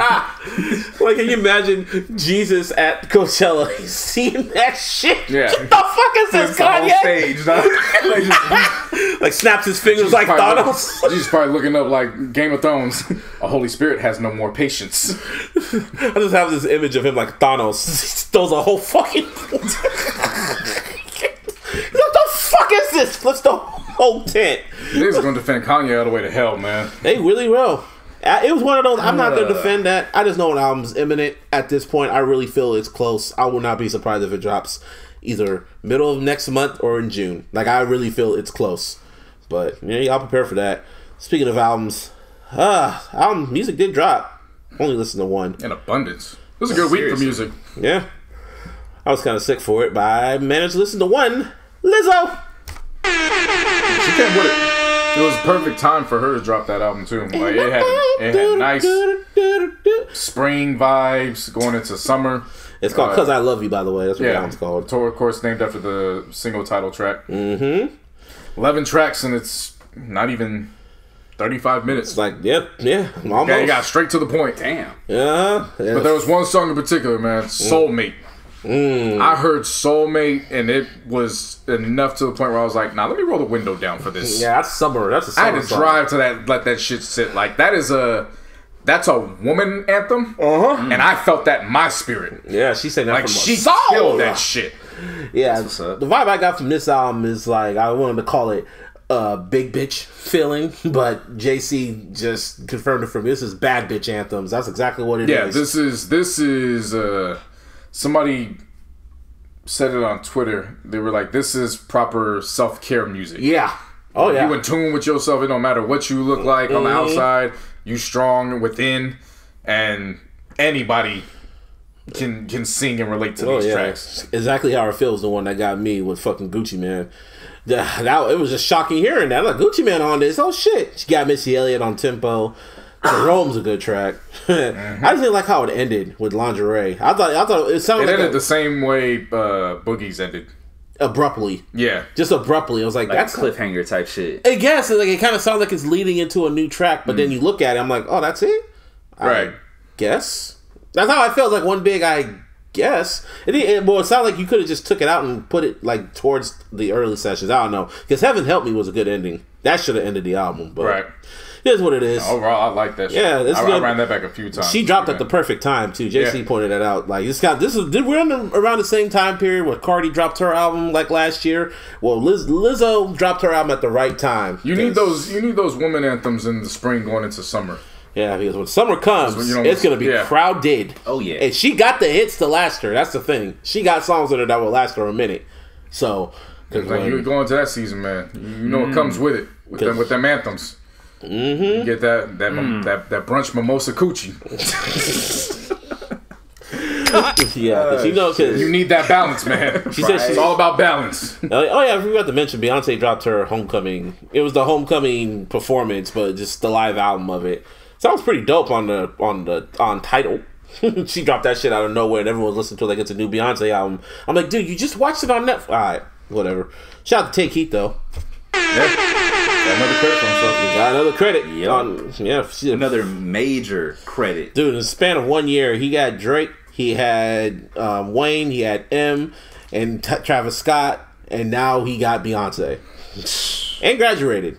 All within that. It hasn't even been a year yet. Hasn't even been a year yet, and he got all them credits to his name. Yeah, that shit's well deserved. Oh yeah. Because now he's reached the point where it's like, okay, we know what you could do with the singles. Now let's see what you could do when you get at least 3 production credits on a project. Right. Like that's what I'm anticipating from him from now on. I wouldn't even mind like hearing like an entire album spearheaded. Well, no, but that's what I'm saying. For me, I want to hear him gradually get there. Yeah. He's like Hit Boy. He's like Hit Boy from 2012. Yeah. Remember Hit Boy was just randomly popping up on everything? That's pretty much who he is right now. Yeah, him and Young Chop. Who else was... Lex Luger. Yeah, Lex Luger. Yeah, those are the days, man. What happened? Oh, yeah, you already told me. I keep asking what happened to Lex Luger, and you always remind me. And he left... Who's he on now? 808 Mafia. 808 Mafia. Yeah. He's doing solo stuff now. He started doing more sample-heavy stuff. Really? Yeah. Yeah, how the hell? That's interesting. Lex Luger he had Kanye and Hove on his. That was the most major one he had was Kanye and Hove on him. Was there anyone else major after Kanye and Hove? I'm sure. I'm sure, but there had to be. Anyway, your boy dropped. I was gonna say. Your boy Wiz dropped on 420. Obviously. Yeah, I mean that's honestly, dude, that's like the perfect time for him to drop. It's 420 because like he's synonymous with smoking weed. So he already sold his record, so he can literally drop every 420. Drop a mixtape every year, easily. So Fly Times Volume 1. I didn't listen to it. I did not know he dropped, but I knew you did. So of course I did. I was smoking and listening to it the entire day, bro. I said that in the intro. 4 tracks produced by Cardo, 6 tracks produced by DJ Fresh. I was in. DJ? There was nothing else I needed to say. DJ Fresh? Yes. Yep. Oh, shit. Exactly. And one of the tracks is Cardo and DJ Fresh co-produced together. Well, damn. I wonder how those which had Ty Dolla $ign on the hook. I wonder how them smoke sessions were. Shit. Nice. Yeah. I know they were nice because I was riding around all Saturday listening to it like, I'm saying. I feel good. But as a Wiz fan though, this was exactly what I wanted from Wiz. Like it's 14 tracks, it's not too long. Right to the point, man. I was feeling it. Yeah. Highlighted by the song Taylor, man. I love that shit. Taylor Gang, like that song Taylor Gang? No. It's a song called Taylor's. Like anything produced by Cardo back in the day, type Wiz. Okay, because I remember he did a song called Taylor. Just a little bit more polished. Yeah. Matured. Cool. Yeah, that's definitely. Cool. Another thing we talked about last week, Bun B and how do you say Statik Selektah. Statik Selektah. You mentioned it like they were going to record a whole album. They were going to Ustream it, and then recording a whole mixtape, but they were going to drop the master like a day or two later. And from what the tracks got, I forgot it was on Tidal. It was like a Tidal exclusive. But this shit's fire, man. How many tracks again? 10. And they did that all in a day? Mm-hmm. Wow. Wait. They recorded that shit all in one day. And then Statik Selektah took the remaining days to get it all cleaned up, mixed, and mastered. And they dropped it exclusively. They were tired. That's crazy, man. And we were listening to it earlier. Like, that shit sounded dope. I'm telling you, that was the one where I was like, this is my favorite of the weekend. This is my favorite project of the weekend. I'm gonna listen to that. I mean, I'm listening to it, and Method Man pops up, right, spitting like it's fucking 93, and I'm like, what the fuck this come from? Yeah. And then Fat Joe comes in, and then that's when it hits reality, because this is the first album that memorializes Nipsey. Yep. Mm-hmm. So Fat Joe had reference to it. Talib Kweli on a track with Big Crit that they did. What he the referenced fuck? it. Yeah, Big Crit and Talib Kweli got the same record with them on here. Wow. And then the one with Fat Joe has Smoke DZA, right? Smoke DZA. Yeah. West Side Gun is on this shit. So it's pretty much like the Dreamville sessions, but instead they didn't wait for it. They just dropped it all. Yeah. All at once.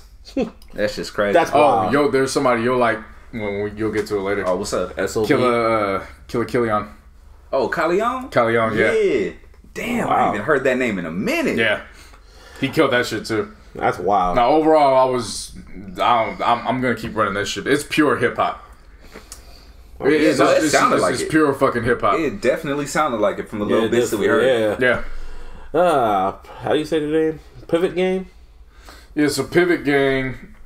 Oh, and then before we finish up too, Statik also had 2 records on the Wiz project. Oh wow, he was busy. He was working. Yeah, he's working. Mm-hmm. Then you got Pivot Gang, which is Saba is included in that group out of Chicago. And Sylvan LeCue, shout out to him. No, he's not in it. He's not in it? No, he was featured on a track. On it, but still, shout out to him anyway. But see, they're all affiliated, so it's him, and then it's Mick Jenkins, and then a few others. So I just listened to it off of a fluke. It's called You Can't Sit With Us, by the way. Mm-hmm. I enjoyed that shit. And then Smino's on it.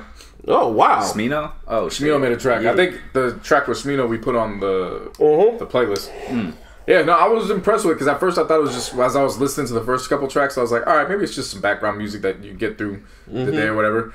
And then as soon as I said that, from that point on, there was at least one rapper, because it's like a group of 6 or 7. There was at least one rap verse for every song throughout where it was like, wait a minute, let me rewind that back real quick. Like, there was at least one. So even if everybody else was kind of like mid, there was always that one where you're like, nah, hold up, wait a minute. Let me hear this back. There's a whole bunch of posse cuts, pretty much. Yeah. Makes sense. That's what's up. Overall, I like that shit.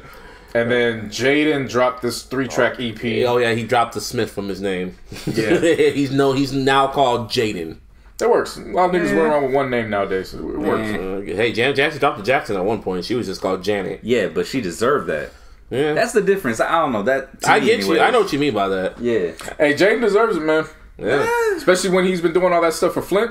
Oh, yeah. Clean water and shit. You talking about the humanitarian stuff? All right. He's talking about music. He's talking about music. I'm talking about just music. I'm talking about when you do one aspect where you actually living out, becoming an icon. So one form of your music now translates into the humanitarian part of your life. Call him whatever. I'll call you whatever the fuck you want me to call you, bro. Because you actually putting action behind what you claim. I would get that. What you're saying, but bro. when we're talking exclusively just the music, I mean, I see where he's coming from. Yeah. To me, I'm like, nigga, your dad's Will Smith, and he dropped pretty decent music, so do what the fuck you want to do. And he dressed up as Batman too, so fuck it. White Batman. White Batman. White Batman. Gotta be specific. But how was that? I didn't even know he dropped. How many tracks was it? This is 3-track quick EP. Okay, that's why I didn't listen. Yeah. But on Coachella, the second weekend, his daddy came out. Will Smith came out. And that, from the viewpoint, I was like, holy shit, he's living the life. Jumping on stage with Will Smith, fresh from Bad Boys 3.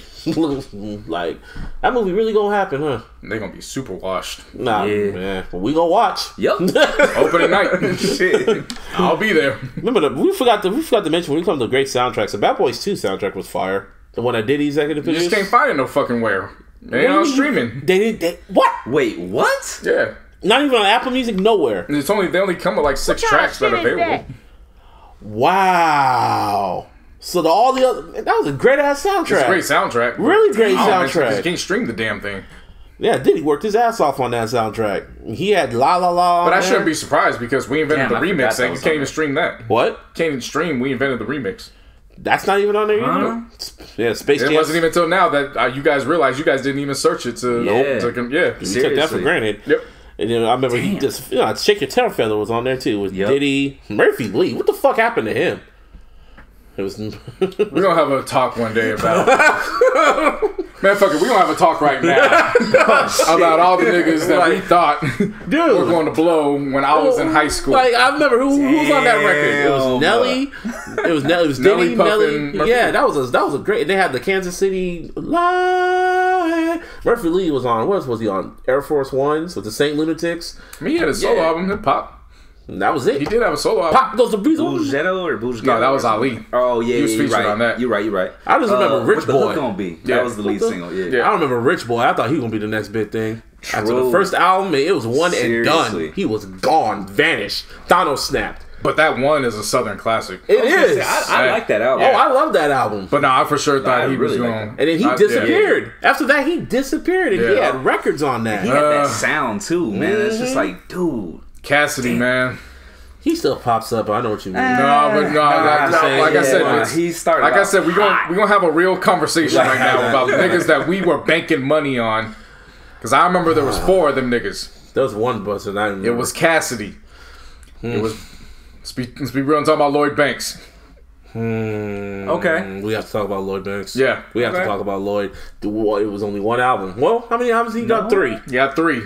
Hunger for More, and then what was Rotten that? Apple was... That was rotten. Didn't that take forever to drop too? Nah, it came out in 2006. But I remember it just didn't get promoted right or something. I just remember it just wasn't as... This game was fucking up all that. Yep. I was in the middle of that G-Not shit. Yep. He ruined G-Unit, bro. Yeah. Ruined them. Yeah. And then Olivia... And then he took that long break because his dad died. That's why he disappeared. I thought Olivia was going to pop. Really? When she was on G-Unit? I did not. When she was on G-Unit... I thought she was going to get at least an album. She gave I mean, she got a G-Unit radio mixtape, so I thought she was going to get an album. She was close. She did drop her album, but not on G-Unit. Who's the dude who's the Smiles in South Star? Tell me what you think is going on. That shit still slap. That song is like, don't get me wrong, but I didn't see nothing in them like that. They did another single too, and that shit didn't pop at all. I thought what's his name was gonna pop off. Fucking. I thought Jaquan was gonna pop off, man. Shit. Hood Hop was good. The beat for Hood Hop. I thought Jaquan was gonna pop off. The beat for Hood Hop was fire. The nigga had it was best of both worlds, man. He had Tipsy, he had the club shit, but then he had Hood Hop. Yep. So it was like, okay, that beat was fire. Like, all right, bet. That beat was fire. Yeah. Who else I thought was gonna pop? Red Cafe. No. I thought Red Cafe was for sure gonna break through. Nah. Because Red Cafe got some joints. I know he does, but even I knew he wasn't it. I didn't feel it from him, to be honest. Really? With you. Yeah. I never felt it like from I really him didn't. that. See, I felt it was going to be more of a... He was going to break through, but it was still going to be in the same light of that's Fab's nigga. And that's not saying much now. I know another dude that was going to pop on Bad Boy. Remember that white boy Kane? Nope. You don't remember? Oh, damn. Remember Dream? Bad Boy. I remember the girl group. The girl group. Yeah. You remember that remix for oh damn, I'm taking it way back. He was the only white boy on there, and I was like, oh, he's a white boy. I guess it was Diddy's answer to Eminem, and it just didn't work. So he disappeared. it just didn't work. Yeah, he didn't even drop an album. It was called Baby It's Me remix, and Kane just randomly popped up on there. If you hear it, you're what are the artists? Flip. He did kind of pop. I mean, he was around for a long longevity. Time before that. No, he wasn't. Yes, he was, dude. I was listening to him when I was in high school. I'm like, what? Fam, that was 2002. 3 years ahead. By the time it was 2005, he was out. He tried to. He was gone by 2005. He really thought he was a shit too. Because Game Over was 2004. He really did. But he was. I'm telling you, bro. He was rapping for a lot. Yeah, but I'm talking about when you get to the surface. Okay, well, yeah. I'm not talking about when you're popping in. Everybody has to pop in their local market before they get to the surface. After T.I. dissed him, nothing was the same. Yeah, nothing was the same. Why did they have? It wasn't even the beat. It wasn't even the music. It was the fact he did the shit streetwise and was taunting him with it. Yeah, that's really what it came down to. Fresh out of jail too, wasn't he? Didn't he get out of jail like early? Yeah, just to do that petty shit. Yeah, yeah. One of the artists really just I thought was gonna really pop off. Let's keep it a buck. Who? Shit. Pains me to say, but we gotta keep it 100. Who? Santana. Oh, Jarrell Santana? Oh yeah, duh. That wasn't where I thought you were going. Gotta keep it real about Joel Santana. No, I've been real. I knew he was trash. He's not trash. I never liked him. He's not trash. He's far from trash. But the hype that was surrounding the "I Can't Feel My Face" album. Yeah. When you think about Wayne, Even and then you when think about Santana. When Wayne said that, Santana never lived up to it. Yep. Yeah. He never did. Damn. And they said the album's done too. Now it's done, but who the fuck gonna listen to that shit now? A lot of people. I'd probably listen. Fans, like the fans of them, like I listened to it, but now, a lot of people would. It's years. Yeah. It's not as big as it once was. Oh, at no, one point when no, but that's a lot of things aren't as big as it was when if it was supposed to drop years back. What I'm saying is that now we're reaching an age where, rappers in their 30s and 40s are still cool. Yeah. So there's a difference. They were talking about this and they were in their 20s in the 90s. And somebody was talking about it in 2009, like, oh, we got the recording. Niggas would be like, I don't want to hear that shit. But the fact that it's Wayne and Santana, they both have names that are still relevant in the community. If it drops, I mean, look what T-Pain and Wayne did. T-Pain dropped all them recording shits and people still checked it out. So can we limit this shit to the Bay now? People who thought he was going to pop from the Bay. That's where I thought you were going. We could. Like, seriously, bro. I was like, when you said, where can we go?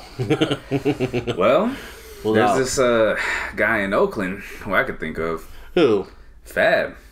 Signed to Atlantic. Everything was on the rise. Yeah. And then I got love for Fab, Ghost bro. Rider, Like, Ghost Rider Rip shit happened. That's what happened. Ghost Rider Rip really fucked him up. It's just the fact that, I think the biggest issue was, the reason why he didn't blow up was just the fact that no one outside of the Bay really embraced hyphy, and that's what he symbolized. Yeah. Almost, he was the poster child for hyphy. He really was. It was really just I remember a lot of labels like fucking Koch. They were just jumping and just signing niggas just to just capitalize. Like, they weren't doing it to understand the culture. Yeah. Not at all. They were just signing niggas to be like, give us a hyphy record. Yeah. So then that's how you get Keek the Sneak with a Prodigy feature. Right. And Alchemist. Yeah. What? Yeah. I thought y'all were joking. No. What? No, this really happened. It was the Super Hyphy remix, wasn't it? Or on Cephas. One of them motherfuckers. I'm gonna look that up. Yeah, do that. No, it was when it was his album on Koch in 2008. Yeah. I forgot what the name of the album was. Was it Copium? No. I just remember when Tell Me When to Go was really popping off, and then we had them random remixes from The Game, Kanye West, and Ice Cube. That Go. Oh shit, yeah. Yeah, off the Defied album. Wow. Yeah, remember when he's sitting on the throne and he's got the street sign behind that orange album cover? Vaguely remember that. Yeah, Prodigy was on that joint. This one. And Alchemist, I'm telling you, bro. Wow, that's taking it back. Yeah, it was back in 2008. Wow. Nah, niggas just, I wouldn't even say that was on Fab. I would just say that was... It was the label. That was the labels coming over to the Bay, and they were real like... there was a difference when Lil Jon came over and fucked with 40 and Too Short. Yeah. Right. Because he knew... He got down with them. Yeah. So he knew... That's how he was able to come through. I don't want to say bite the sound because he didn't bite it. He was able to curate the sound around those guys because he knew that's where they came from. Right. And if you notice, nobody in a day and age where niggas bring up Mustard and P-Lo and who started what, nobody ever questioned that shit from Lil Jon. Nope, not at all. Another big, because we knew where he stood. We knew he respected our culture the same way we fucked with Crunk. And he was able to incorporate incorporate all that shit. Nobody ever fucked with Lil Jon about that. Another big artist that I thought was gonna pop up, the nigga who did I Can't Stand You. What was his name? I Can't Stand You, bitch. Who's that nigga's name? Well, I forgot his name, but Eddie Rocks, I think. Something like that. I just remember when I thought he was gonna cross over. I think they even did a remix too, and then that was all she wrote from that. Because he still performs that song to this day. What was his name? R.O.D. Oh, yeah, the R.O.D. project. Yeah. Yep. He only did that one song, and then that was it. Good times. Remember Kafani? Yeah. Fast like a NASCAR. Yeah. That was his career. Sorry, bro. Good times. Like I said, I mean, this is all music that I listened to and was like, had on the stereo all the fucking time, but it's just like, damn. Right.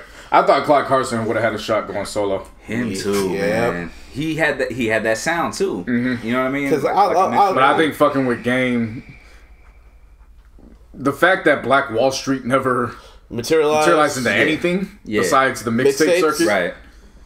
And then, you know, him and your boy being associated with that. Shit, your boy too. Yeah. What's he called something else now? But the thing, Rich Rocker. Yep. But I mean, the thing with him, he's a wild card because as a solo artist, you would have expected it.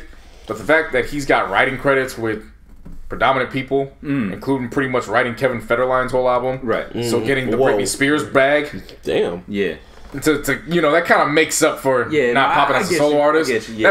I would take a Britney Spears bag to cover her ex-husband's writing. Nigga, that over my solo shit and losing sleep over that. You know what I'm saying? Sure. Like, I forgot Kevin Federline dropped an album. That's wild. What are the like big dropped that people? shit around the same time John Cena did. I remember. Yeah. I was trying to think, like, what other like Bay artists? Man, we can go on and on. Well, I mean, it's without being disrespectful, you know. Rest in peace, Jack. That's another one, man. Yeah, Jack didn't. He had Well, the thing of it is with Jack he didn't reach it. He didn't reach it commercially.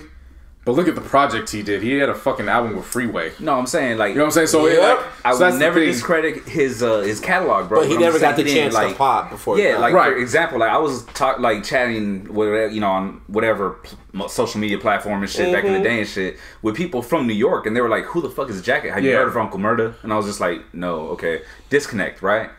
But nobody really knew who Jacket was outside of California, probably, you know, or more so the West Coast. Dude, Jacket still has verses coming out now, which is still wild to me. Like, how much did you record, nigga? Niggas recorded every day. Bro. Literally, like every day Mr. Fab drops a mixtape. Every time Mr. Fab drops a mixtape, there'll be a Jacket feature or E40 drops something or something. Like, nigga. Hustler. Like, another Fab, another Jacket verse. At this point, I think they just get a Ouija board and summon him to the booth and then he disappears after.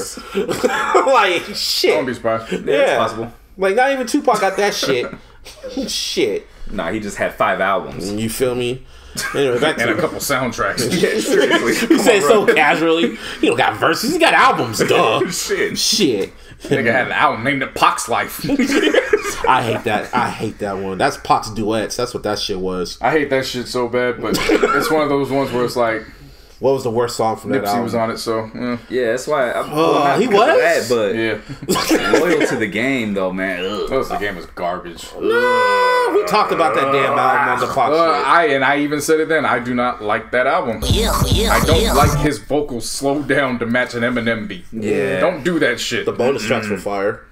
You know why they were fire? Because DJ Quick co-produced 2 of them shits. Okay, how about the Resurrection soundtrack? All of that was all old recordings. Yeah, then it was only like 2 or 3 new songs. That was one of the best pop posthumous albums because they got the album cuts. Yeah, they got the album cuts and the other shit. Yeah, that was a good one. Anyway, this record that came out recently is just so Breezy got round of applause for G-Eazy. Even though the songs, I gotta give a round of applause for G-Eazy though, because he's finding his ways on these records. He got that song with fucking Blueface. What's that song called? That West Coast? That West Coast record? Yeah. Even though Blueface's verses, the song does slap. It really does. It irritates the shit out of me. Classics. Like, you have no choice but to make it slap. Like, you gotta unless you're Blueface. You know, whatever. And niggas really love that damn verse from him too, which is just like, because the beat drops and he kind of tries to spit hard. Such a struggle. Anyway, Chris Brown got a record with G-Eazy and whack ass Nicki Minaj. What's it called again? Wobble? Wobble up. Yeah, wobble up. There you go. Whatever. Song's gonna work for the club for the summer. It doesn't matter what the song's called. Song's trash. It's gonna work in the club, but song's trash.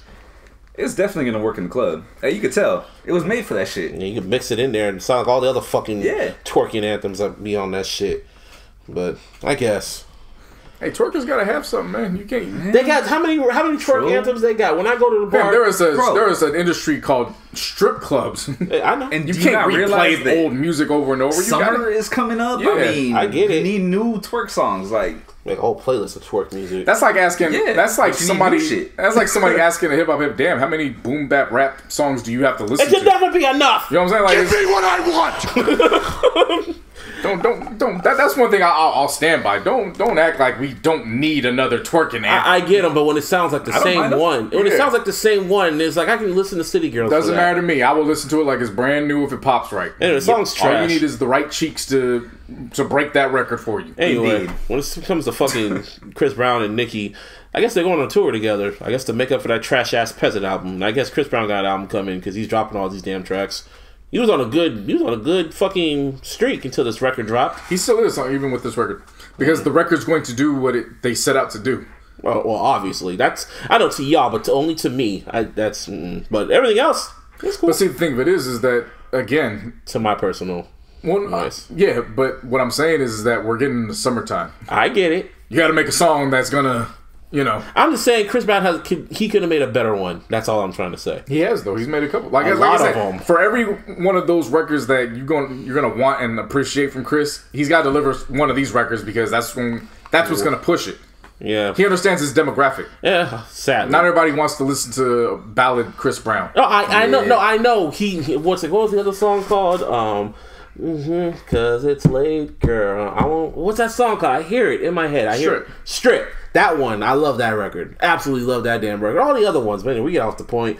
Anyway, Nicki split from her fucking management, which was very wild to think, because she's had that same management since she started, right? Not since she started, but like for years. That's when she started. Was it Waka Flocka's? When she got to Young Money. Was it Waka Flocka's mom manager? Well, I'm saying when she got to Young Money. When she got to Young Money, yeah. Yeah, she split from them, and I'm like, wow, that was an end of an era.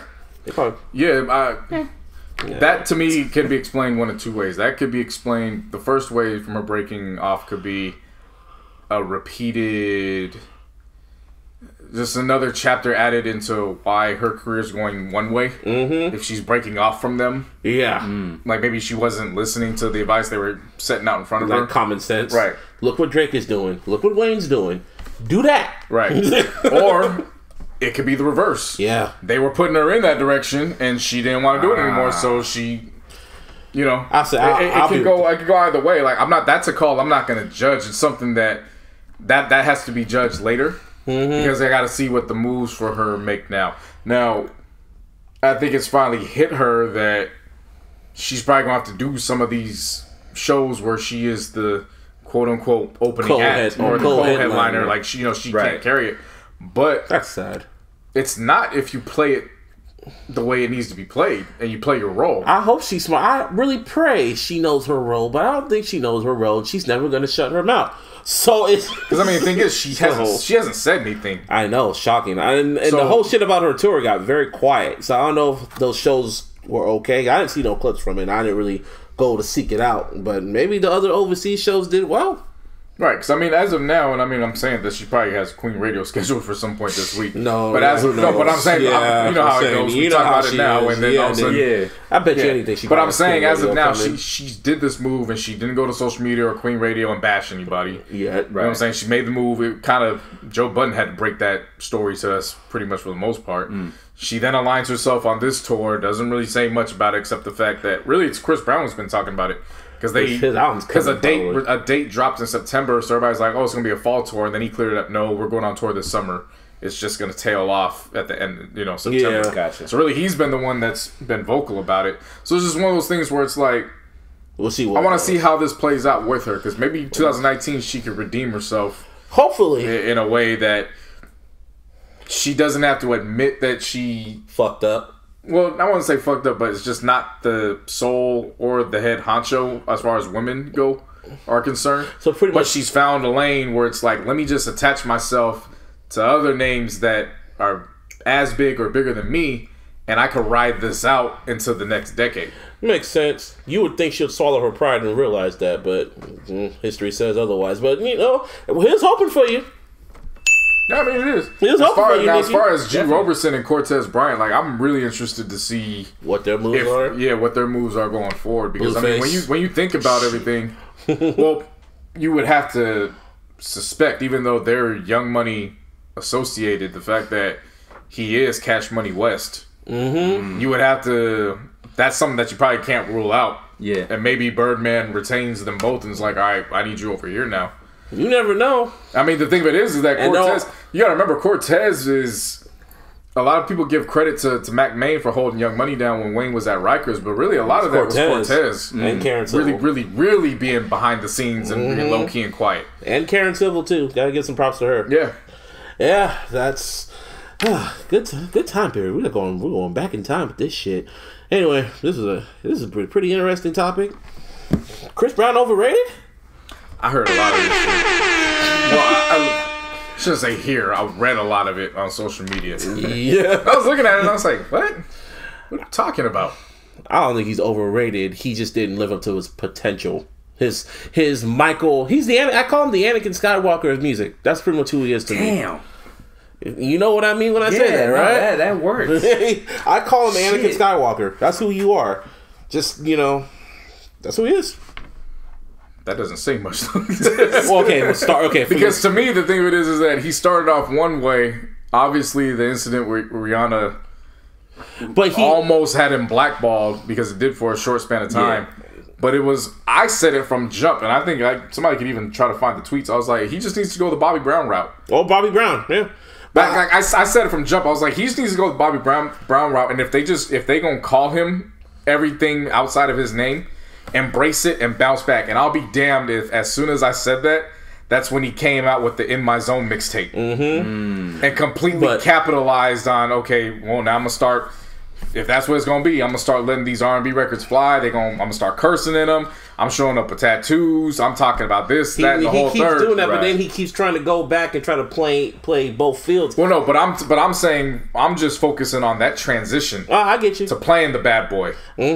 Because there's not many. We talk about rebrands. There's not many rebrands that musically from this wholesome, the boy next door image. Yeah, shit. And able to cross over and do with that and play the bad boy image and still not only sell but re-catapult himself back into mainstream America TV households. Right. But I called him Anakin Skywalker because in Star Wars he was the most talented Jedi with the Force, and he was going to bring balance to the Force. He was the most talented, biggest Jedi ever, and then he turned into Vader, and that was because he was too emotional. He kept making brash decisions and shit like that. He has all the power in the world, but he fucks it all up.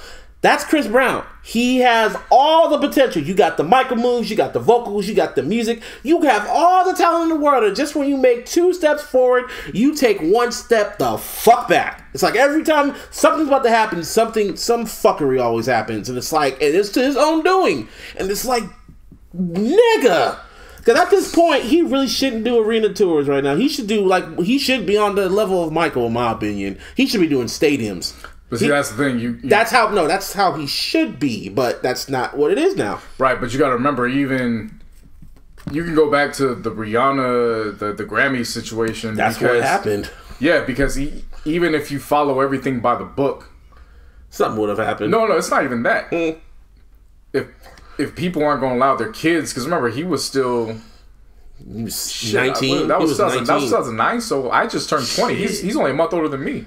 So we were both 20. We were both 19 at the time. 18, so you got to remember, there's that demographic of 12 to 16-year-olds, and if their parents aren't buying the albums for them anymore, they damn sure ain't gonna buy the tickets. I just remember when they So that's what I'm saying. Like even when you get older, you still have that stigma attached to him. So even if he went and didn't go the bad boy route, but he went back and re-cleaned his image and did everything right, dropped the music that you would expect him to, he still would have been in the situation because people ain't buying the tickets because they don't want their young daughters being associated with that. Chris Brown needs a Robert Downey Jr. Rebrand. You remember how fucked up Robert Downey Jr. was? Yeah, but I think he went in the proper step. I mean, being one of those select few that owns your masters. Yeah, because remember, even you said, you were like, well, wait a minute, he always does something to fuck it up.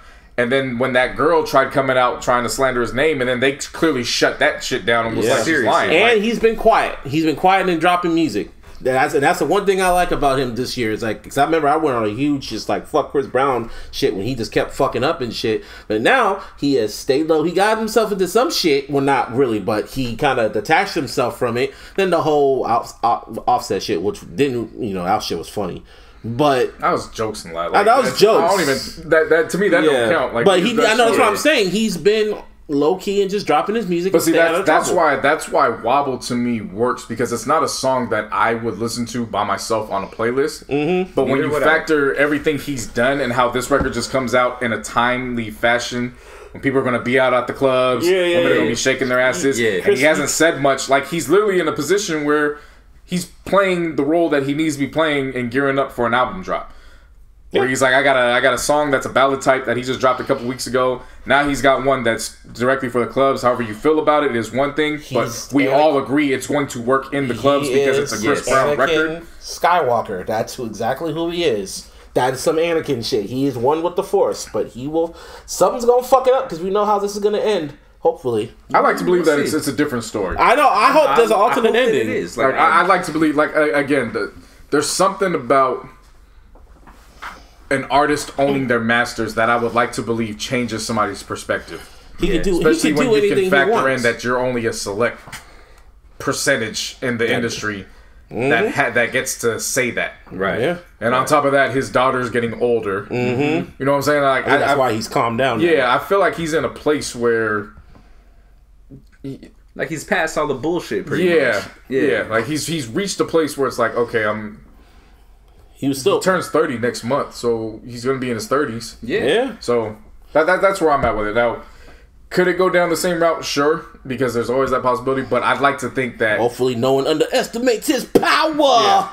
I like to think that age and living pretty much, because I mean, all that shit, that was his 20s. Yeah. From the time of that Grammy night, literally going into that was his 20s time period. That was legit his whole fucking 20s. Yeah. And he dropped hits throughout that whole shit. He dropped hits. Which is why I don't understand this overrated shit. I don't get it. You know Chris how Brown be overrated. If they're putting him on that same plateau as Michael, then yeah. You know what I mean? But that's the only way. Those weren't the arguments. When people know some folks, the arguments. When they say, I know what JC was trying to say. He was trying when they compare him to Michael, they're talking about performance wise and shit. When we think of Michael Jackson, Michael was the overall package. We're talking about one little aspect. Chris Brown, when compared to Michael on stage, yeah, we can compare him to that. But the overall package, no, nah, hell no. But see, to me, they're in two different lanes too. That too. I mean, obviously, you know what I'm saying? Like, Michael Jackson was that. Well, he tried to play the clean-cut image, and then, you know, as time went on, he just got seen in a different light. Yeah, unfortunately. But that was way past his the hits. Yeah. Shit. Chris Brown literally was getting into the apex of career when he flipped the switch. Another person who didn't get all this shit is Justin Bieber. Like, he's damn near the white Chris Brown, and he didn't almost not as fucked up shit, but he's almost done equal amounts of fucked up shit, and they just kind of let him skeech on by. Which is why I'm glad they make black Justin Bieber in Atlanta. Like, obviously, like, he got taxed now. Pissing next to the damn lockers and shit. Like, Justin Bieber is literally like the white Chris Brown. Now, like, that's crazy to say. Everything that, like, Justin Bieber's doing, what Chris Brown should be doing. I mean, he can still perform in fucking arenas and stadiums and shit, but he white, so that is what it is. Hey, he said he was at Coachella, and he said that his album's drop is coming soon, which I am kind of excited. I know, but he's kind of confirmed it. He confirmed it pretty much. He confirmed it when he got married. Yeah, he did. That's the whole point why he said I'm not doing any music till I get married. Once he got married, I was like, okay, niggas doing music. Yeah, he already posted like a snippet of it on his Instagram, and I was like, oh, this sounds fire. So can't wait for that. People to go. I tell you, R&B gonna kick hip hop's ass the rest of the year. It's gonna be a combination of pop and R&B. And I know how Bieber is. It's gonna be interesting. Yeah, but Chris Brown's not overrated. If that's y'all answer, people. Yeah, no, I'm not buying into that product. Nope, anyway, not at all. Anniversary. Before we get to that, Lil Nas X, you see, he's working, or he's almost done with his album. He's gonna drop Old Town Road as a maxi single. No, I'm asking because did you hear the other songs? Nah. Them shits ain't country. I trying to tell niggas he's not a country artist. Yeah, he's a rapper. Yeah, all the other songs is pure trap sound. He's gonna be a one-hit. No influence of a guitar whatsoever. He's gonna be a one-hit wonder. I just know that's about to happen. But you know, it's gonna be the people's fault. Yep. Oh yeah. Lil Nas X probably, and I hope I'm wrong, but Lil Nas X is, if it goes the way I think it is, he's gonna be that artist where we're gonna be like, the parents really fucked you over. Yeah. They put you in a position to fail. And it did not go well for you at all. And you had a glimmer of hope when Billy Ray Cyrus came at your defense. Mm-hmm. Right. But then when everybody else heard the album and realized, oh wait, we was going hard for country and this is a regular ass trap album with some Future and Young Thug melodies. Okay. Because you know how wishy-washy fans are. Hip hop fans, hip hop fans are the most general. fickle. Not the hip niggas hop change their minds every fans 3 minutes. on Twitter. Yeah, they're the most fickle fans in all of the Fucking industry. ADHD ass generation. Yeah. And that's why I'm so glad it's the 25th anniversary of Illmatic, because Illmatic would not have survived in this era. Anyway, yeah, over this weekend it was the 25th anniversary of the hip hop thriller Illmatic. That's what it is. As far as I'm concerned, it's the best hip hop album released. Period. That's my number all one. time. So Really? Yeah. What? Yeah. Right. I'm not gonna argue about that. It's perfection. I mean, I'm not gonna argue with you. I was just like, I wouldn't. That's not mine. You know what I mean? But for me, it was from the time he jumped on spitting. Yeah. That was, like I said, I have nothing against it, bro. Yeah, just the original 5 mic album, Illmatic, man. Everything about that record was just wow. And then even replaying it for the 25th anniversary this past week, just listening to some of this shit, and it's like, it doesn't even this sound shit still dated. Applies today. Like you listen to fucking One Love, man. One love. God damn, does that shit stand up? Oh yeah. And I had to take it there because I was listening to it and I was like, fam, that's like a nigga nowadays writing this letter to his boy in jail saying like, yo man, they got Nipsey out here. You know what I'm saying? Like you could pinpoint like that shit. You could change the characters, but the message is still gonna remain the same. It's still gonna hit you the same way. Illmatic, and it was written those 2 albums back to back. Nas hit you with that raw, then that mainstream love, and it was still fucking raw at the same time. Nas is one of the greatest of all time, man. But for me, it was that album is important for another reason. Like if you think about it, that was really one of the first hip hop albums where you got various producers. Yeah, who was it? Because back then it used to be 1 or 2 producers that would spearhead a whole album. Yeah. So on this one, you had Large Professor, Pete Rock, DJ Premier, Q-Tip, and then LES. Yep. So it was just, and then I remember watching the documentary. Remember the Netflix how they would have those hip hop history raps. Oh, I know what you're talking about. Yeah. Well, they did one for. Nas. For New York during that time frame. So Illmatic got a lot of airtime with that. And it was just listening to all the producers. They got all the producers. And they were talking, and it was just how the simple fact where it was like, and the cool thing of it was there was no hate between us. Like, we would come in and do a session with Nas as one producer was leaving. The producer would play us that session, and we was just listening to that like, God damn, I need to come bring my A game right now because them motherfuckers just. And how old was Nas? Was he like 18? Like 18, 19 years old. That's wild. 18. He still sounds the same. Yeah. At 25 years old, he still sounds the same. Fade's still intact. Yeah. I've seen him perform Crisp ass line. I've seen him, the lineup. Yeah. I've seen him perform Illmatic like twice. And I guess both rock the bells. But he's about to go on tour with Mary J. Blige, and I don't know how to feel about that. Because I like Nas, but he's not cool live. I'm sorry. Like, I've seen him twice, and it's like, Not today, but another day. We're going to have to have a serious talk about Mary J. Blige's career, too. Why? Bad or good? I feel like she's on the list of overhyped. Oh, my mom feels the same way. Yeah. I really like, if you go back and look at, she's got hits. But if you go back and listen to the catalogs in the entirety. She got hits. A lot of duds on that bitch. Yeah, a lot of filler. Yeah. She got classic records that were blanketed by outdated filler. Yeah. That's how I feel about Volume 2. Not today. No. Today. No, but that's how I feel about Volume 2 from Hove. Like, I really feel he has classic records, but it is blanketed by outdated filler. You can only say that. But see, the nigga got 5 classics at least under his resume. On that album? No. Volume 2? I'm talking about Volume 2. I'm talking about careers. I'm not talking about albums. Oh, you mean careers? I'm talking about careers. Oh, no, yeah. I'm talking about one album. No. Mary J. Blige, you have a great argument there. I agree with you on that one. Yeah. That's what I'm saying. Like, when you went to Jay-Z, I was like, nigga. No. I was thinking about albums. He got at least 5 classics. No, I know, but I'm talking about albums. No, I'm talking about catalogs. Catalog? Oh, yeah. Yeah. Oh, yeah. That's a whole other conversation. Speaking of Hove, before we forgot to mention it, but, whatever. Before we get to, what was your favorite track off Illmatic? Life's a Bitch. It's one of the best features ever in hip-hop history. Life's a Bitch, obviously. And New York State of Mind, it depends on my mood. Because it don't matter, you can literally just put it on anytime throughout the day. It's one of those records you can just put it on at any time and it will just be cool. Fam, the vibe of Represent. Well, yeah, represent. Everything about that record, just how the beat bounced, how he bounced off the beat with the cadence and the flow. There's just something about Represent, even though they didn't push that shit like a B-side, a high top, like just a full-fledged single. Every time I hear Represent, turn that shit off. DJ Khaled, hey, turn that shit up. What about yours? I mean, the world is yours, man. Yeah, of course. Self-explanatory. Or what's it called? Ain't Too Hard to Beg, or Ain't Too Hard to Tell. There you go. Yeah, that whole album, man, Illmatic, man. Goddamn pause. The Nasty Nas.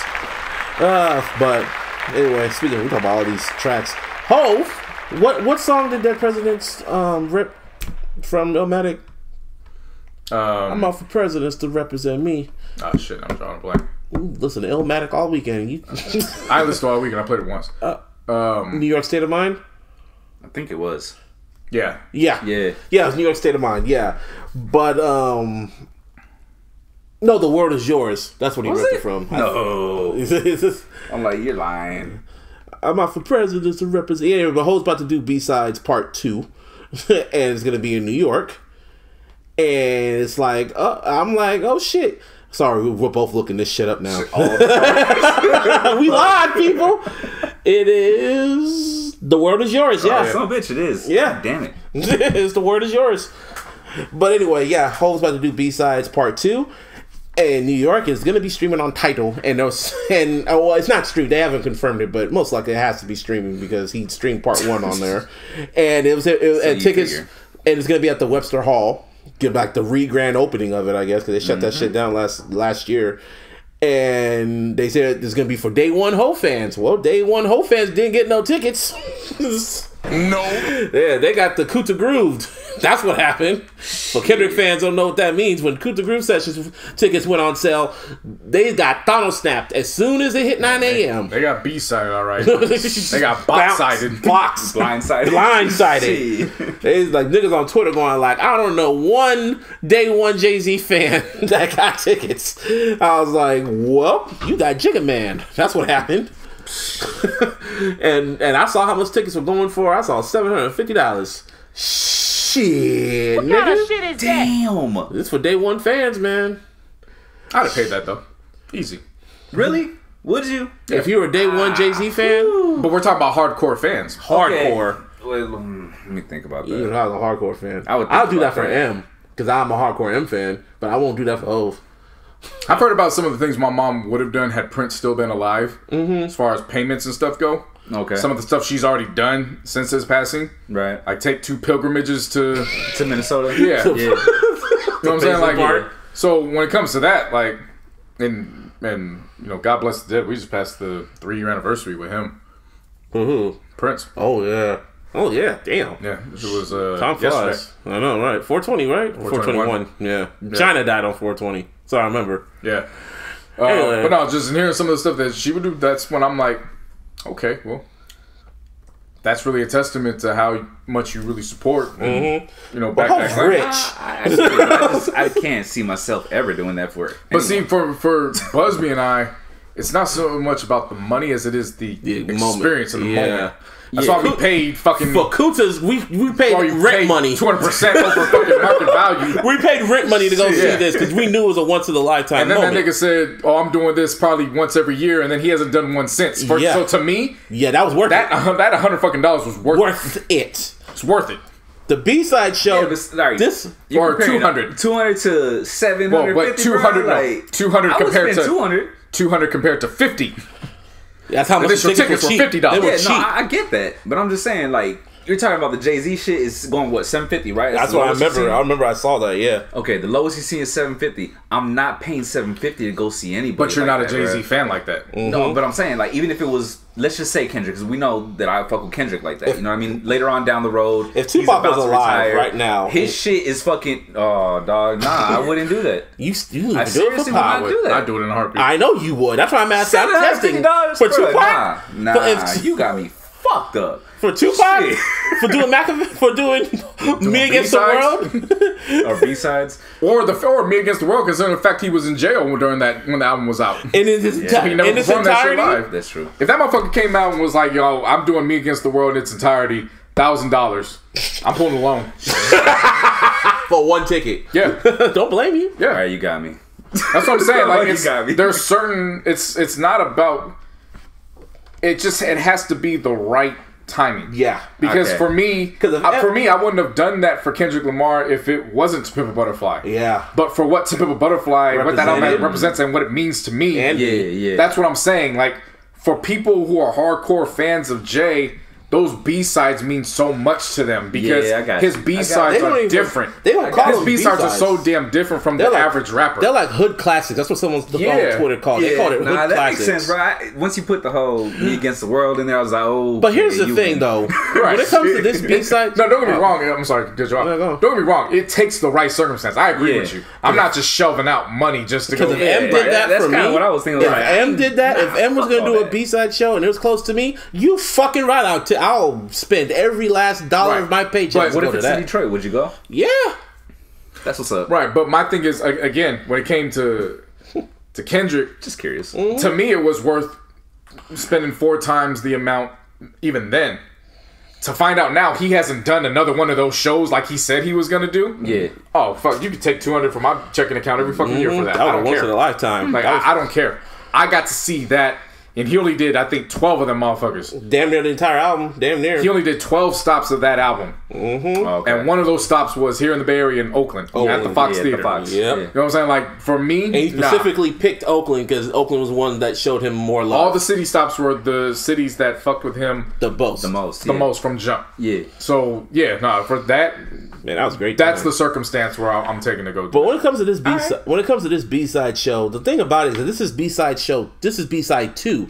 I'm like, he performed pretty much the first B-side show Hov did. He did pretty much every song I wanted him to do, and now this one is just like, hey, what else can he do? Kingdom Come.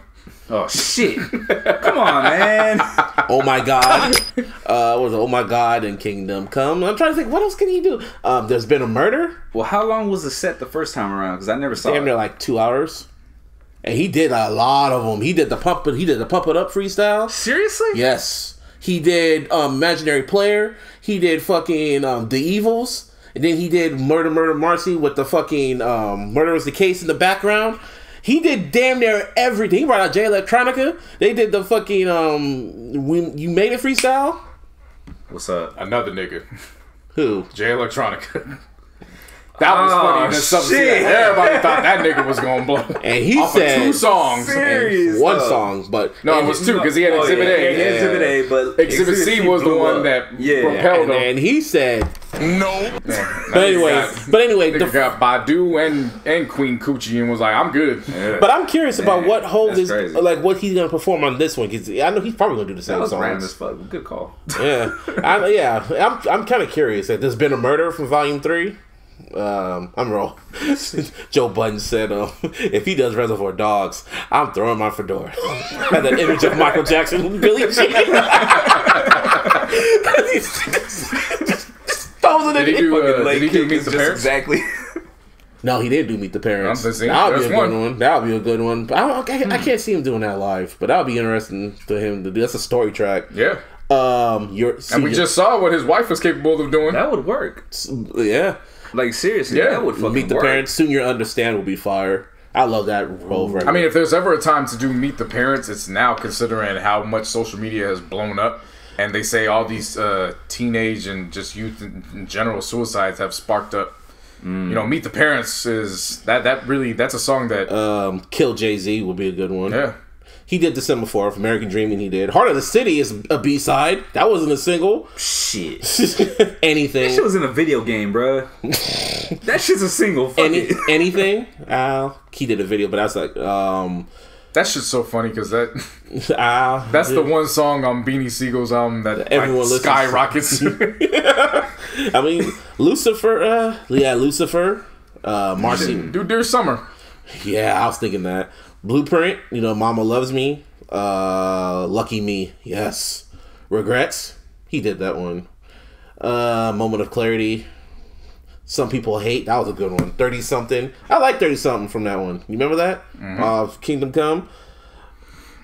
Soon You Understand. Legacy. 444 sounds like a damn B-sides.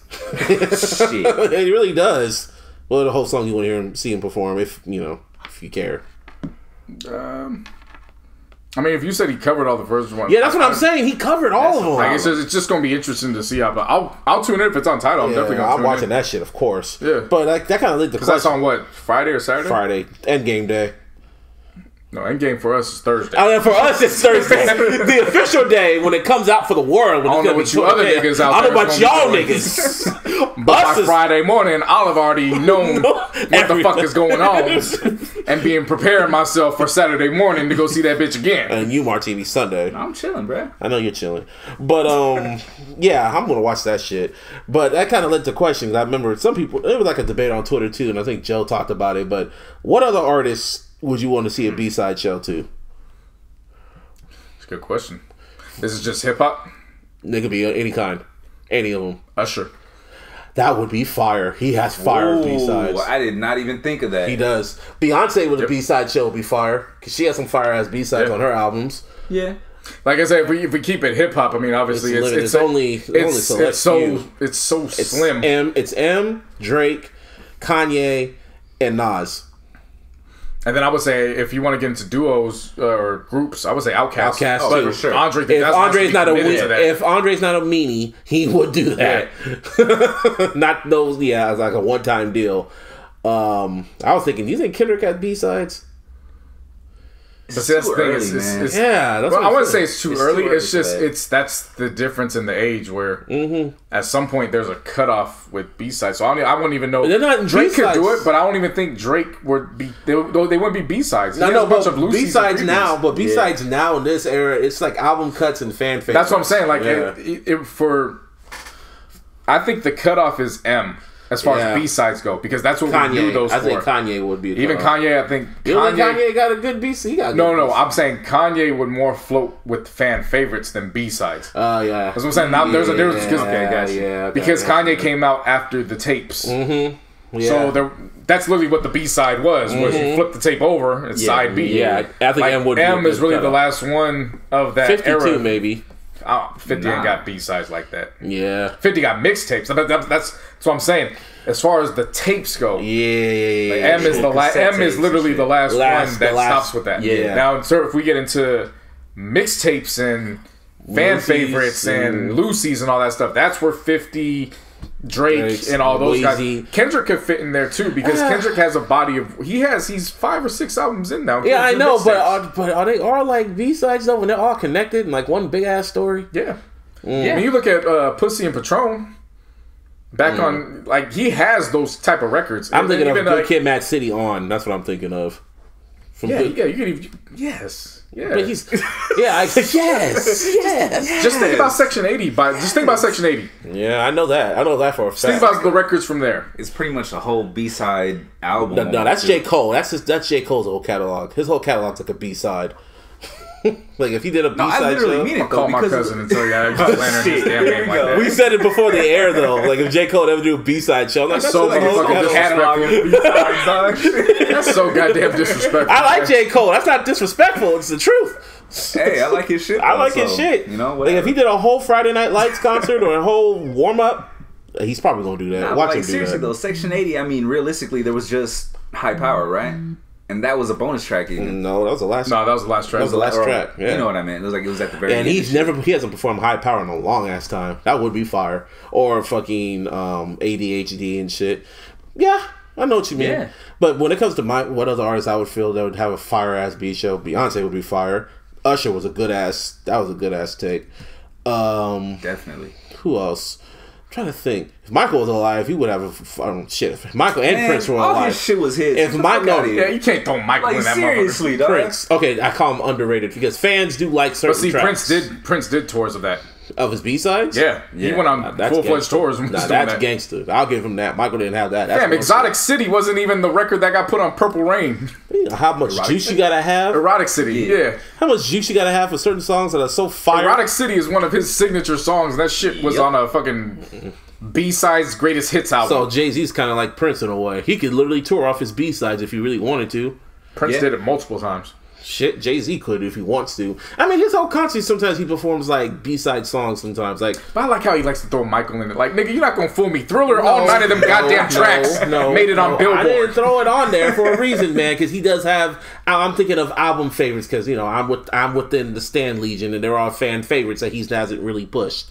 But none of them was B-sides though. Yeah. Okay. Well, you're taking some hits were bigger. You know than what the hell others. I'm trying to say? I'm talking about fan favorites. B-sides are different now. Fan favorites, right? but But singles, right? But he qualifies as the B-sides because he was in that era. That's what I'm saying. Okay, you're taking it quite literally, but I'm trying to just change the whole narrative of what B-sides. I know we're saying the same shit different ways. I know what you mean. I know exactly. You're trying what to put you mean. him into today's. No, because I'm telling you, from a fan perspective, when I talk about fan favorites, not the casual fan, I'm talking about the hardcore fans. There are songs that Michael has done that if he was alive now and he said he was going to do selective songs, people will go to see it. Michael could say, "Hey, I'm gonna go on tour and perform." You know what the hell I mean, nigga? That's just gonna sell out. You know what the fuck I mean? Right, That's but we're all telling I'm trying to say. out. Yeah. But when I'm talking about fan favorites, I'm not talking about the fan favorites that were singles. All of his shit, for the most part, was not everyone. Nigga, you're talking to the fan. Hush. I know what the hell I'm talking about. Look up Thriller and see how many of them shits was. There was only one song that didn't pop. I know the shit by Baby Be Mine. And people love Baby Be Mine. On Bad, there was fucking Speed Demon and all the other ones. I can go on and on. I know what I'm talking about. But anyway, Beyonce would be fire for the fucking... Beyonce would have a fire-ass B-side show. And, shit. Brandy? No. Nah? I mean, her fans will go to it. Yeah, definitely. Whitney? But it ain't... No. No. Whitney don't have a good... Whitney's another one we don't have a top No, with. that's you. You on your own with that one. No, I'm not. Whitney Houston? No. Whitney Houston? No. Mariah Carey? I've said it plenty. I wish I could get Cleo to come on and do the episode with me. Mariah Carey? We were both in agreement that Whitney Houston's... She got catapulted up because people hated Bobby so much. Mm-hmm. Like my mom, I know what you mean on that one. Like they were so focused on downplaying Bobby, they weren't realizing that outside of the Bodyguard soundtrack, there's a lot of trash on them albums. What was it? I'm just gonna keep it a buck. What was the other one? What was the other one that she? When it's not right, but it's what's that album called? I think this is Whitney. It was the one where she's kind of named in the lawsuit. Ooh boy, we'll get to that soon. Mariah Carey. I could see that. I don't really know her catalog. I don't know her catalog. Yeah. But she's got hits, so. But her voice, though, you know what I'm saying? Like, I could see like she could have a lot of B-sides. I was thinking of Justin Timberlake, but I'm like, nah, he has too many hits for B-sides. But I don't know. B-side show with Hov. I can't. He better put that shit on Tidal. I'll be pissed if he doesn't. I hope for the people who'll do it. Anyway, NFL schedule's out, motherfucker. And the Niners got a pretty easy schedule-ish. I didn't even look at it, so... I didn't even look at the Raiders schedule. I looked at part of the Niners and it looked kind of easy. So, hey! But draft day is on the 20th, is this Thursday on Endgame Day for me. Yep. And for everybody. Yeah, I know. Yeah, for the whole world, except for a few. I know motherfuckers are going to be watching the draft while they're in line for Endgame. Wow. God bless this era, man. I don't know how our parents did that shit back then without the technology. Remember, can you imagine? Serious though, man. Just being able to walk around and stream some shit, like, that's fucking dope. Now they gotta wait till they get back. Then they had to like wait till the radio. They had to wait till they get home and shit. Not even that. You might have just missed the whole shit altogether. Yeah. So rewind. You have to hear from someone else. Yeah. You know what I mean? And what's going on with your Raiders, bro? Was John Gruden getting paranoid and shit? Because he sent everyone home for no reason because he felt paranoid. He couldn't trust nobody. I can't even tell you. I saw the headline and I was like, all right, we'll see. Whatever. I guess. I don't know. Oh yeah, me and Martine were talking about this earlier. So what's up with this racist ass QB? Not QB, but the defensive end. Bosa.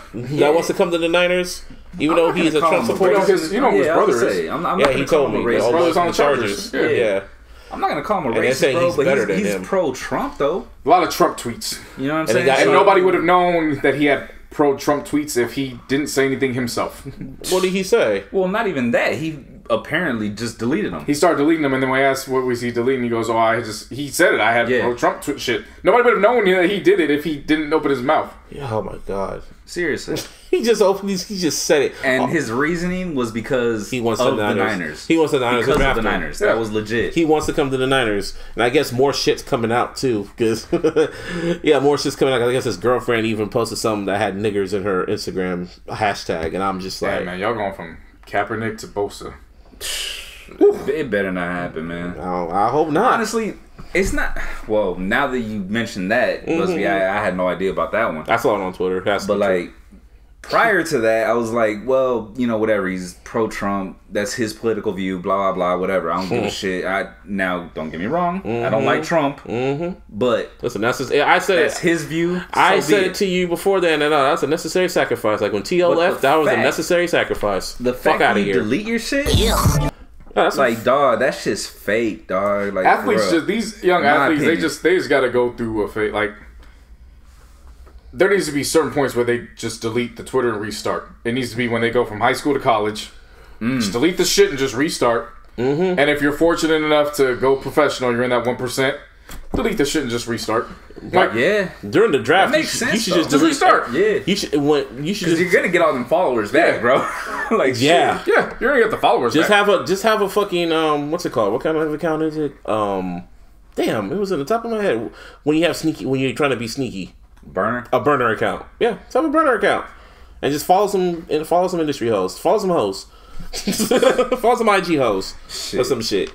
And then when you reveal who they were, then you can still get caught. Because they were fucking, yeah, well.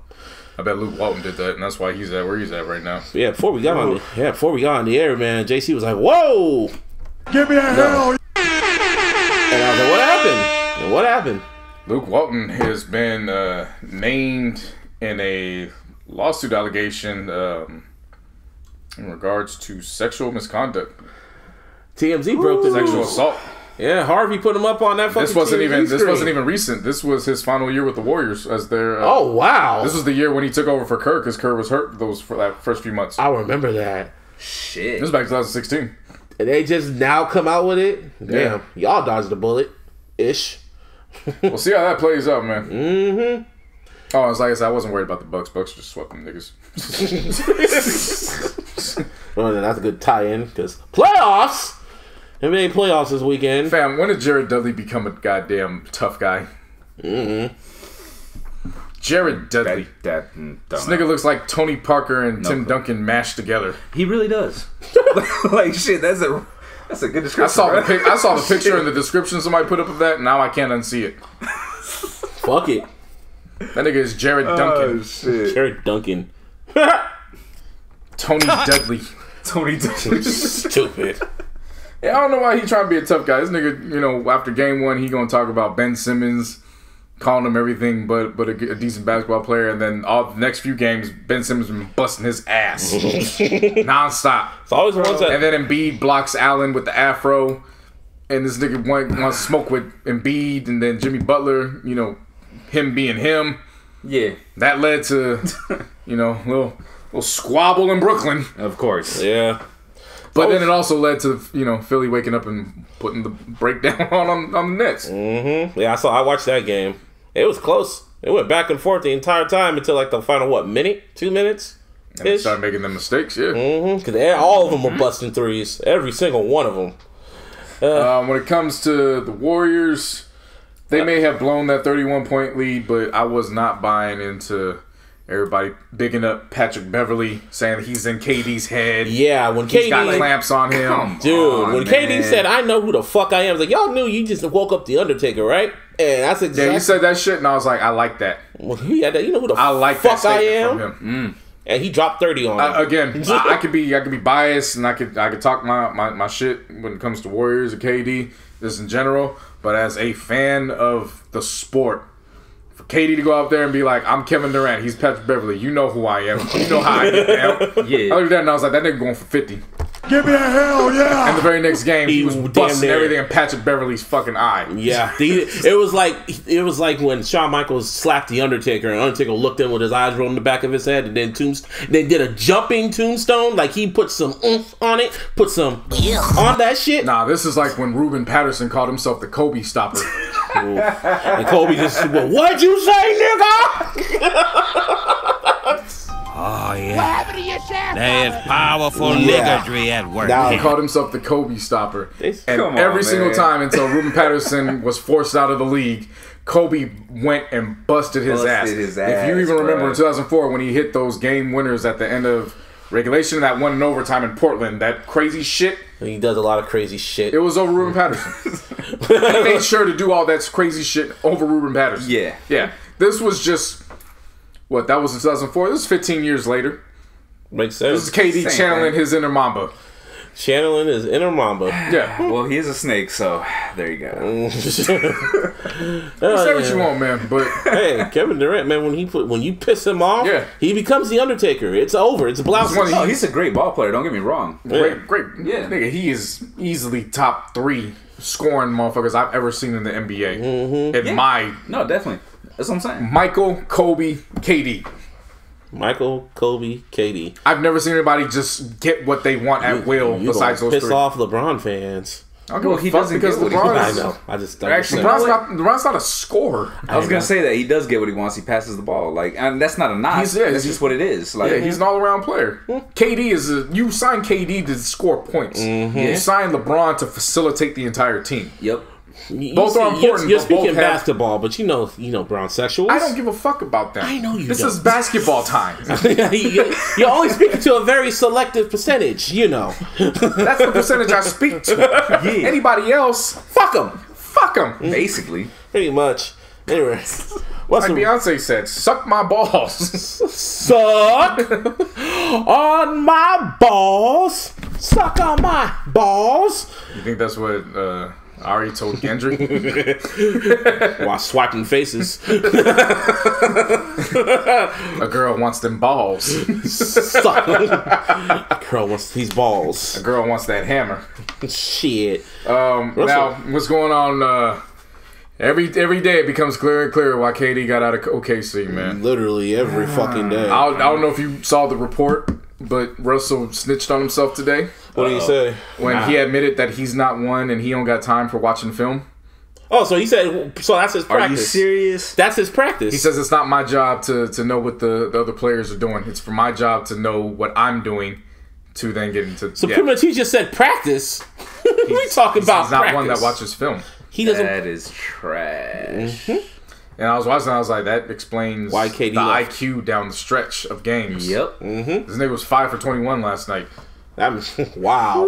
This nigga, like, I want to put this in perspective. This is why I get what you're saying, where you don't believe in game ones. There's certain exceptions that you got to watch. Westbrook versus Dame is one of those exceptions that you watch that series from start to finish. Okay. Because Westbrook, I think a year ago or at the start of this year, when they were on the court with each other, or afterwards. He was like, I was busting that ass for years. Yeah. I saw that shit. Ever since then, Dame's like, I got you. Dame has been busting his ass on live television. All right. Ever since when the then. spotlight is on, he's been busting that ass. Yeah. You know, Westbrook always talks a lot of shit, and then he always ends up just getting fucked up in the end. So it's kind of just like, well, shit. That's your fault. They got playoff P, man. Again, I want to feel bad, but it's just like, thought you could do it without coming home. So what? It's on you, playoff P. Oh, show us what you got, playoff P. You got more than that Gatorade commercial, playoff P. Oh shit. For sure. Do you, my nigga? I guess. But yeah, so that was going on. But before that took place, you had you had Drake in the mix of things again. Who he cursed now? He cursed the Blazers in Game 3. They could put on that Damian Lillard jersey and them niggas got smoked. Okay, is it the Denver curse or the Drake curse, man? What's worse? Because this is getting scary now. All right, I don't know about you, but to me, it's easily the Drake curse. You don't know Demmer. Exactly. That's what I'm saying. I don't know about. You don't know. I don't know what you about to From say. your perspective, what's worse? My perspective, exactly. I've seen that motherfucker comment and say one player was gonna have a blowout game, and he blew out his knee. Yeah, I've literally seen that shit where I was like, nah, don't promote anything that I got going on. You stay the fuck away from me. Nah, it's Demmer curse. So Demmer curse is worse? Yeah. Damn, because Drake be putting on jerseys. Drake is just responsible for L's. This nigga Demmer be responsible for the worst fucking L a person could take. I mean, he did. That's not even on the court or the field. I mean, he did say Trump was going to win, and then Trump won. So I was like, yeah, well, that does continue. Shit. Broken clock is right twice a day. So, but that wasn't it. He then ventured into hockey, and he wore the Maple Leafs jersey, and then them niggas lost that day. Drake should not be in... Wait, can he please, for the love of God, put on a Golden Knights jersey? Nah, he should put on a MAGA hat and see what happens. Shit. Shouts to Jason. Jason's like, ain't nobody tell this nigga to put a MAGA hat on Feel yet? me? For real. Put a MAGA hat and just see what happens. Shit. Yeah, he put that shit on. I was like, oh, this curse, it knows no one sport. It is universal. Seriously though, even Drake knows this is a damn curse. He can just do a song called the Drake Curse. This nigga gonna put a throwback NBA patch jeans, and the whole fucking league's gonna go on a lockout. Shit. I think he has a curse when he does songs with other women, dog. Every time he does a song with a woman, they always have a falling out with him. Rihanna, Georgia Smith, Gianna Aiko. Shit. He's done more with a lot more. No, who else? Nicki? He had a falling out with her too? He wrote for Alicia Keys. I ain't heard about falling out with that. Yeah. Maybe. That's one of those ones you can pick and choose. Your argument. It's not right down the middle. Everyone he had a relationship, he wanted a relationship with. He wanted a relationship with those hoes. The ones he was thirsty for, pretty much. That's not a curse, though. That's just a nigga being a simp, and then it shows that you're a simp. Yeah. Still a curse. It's not a curse. That's just a nigga being a simp. That too. Ain't nobody cursed for being a simp. You choose that lifestyle. Yeah, that's true. Anyway, I don't think this nigga chose to put on a jersey and then the teams lose. Well, yeah. I don't think he chose that life. The life chose him. It was been really scary. Remember when the Super Bowl happened and he put on a jersey with all the teams, and then some Bane shit happened at the Super Bowl? Oh, that was fucking nuts, dude. Like, really? Anyway, your Sharks forced a Game 7. How you feel? Man, look, last night's game was fucking dope. I didn't expect it. I'm gonna be honest. Once it went into double overtime. Fucking, we just got a penalty called against us, so we were a man short. They had the power play. And I'm thinking to myself, fuck, they got a one-man advantage. How the fuck are we gonna please God? If we could ever get a shorthanded goal, this would be like the best time ever. Lo and behold, that shit fucking happened. Not only did it happen, but the guy who guaranteed that there was gonna be a Game 7 was the one who shot the goal. Yeah.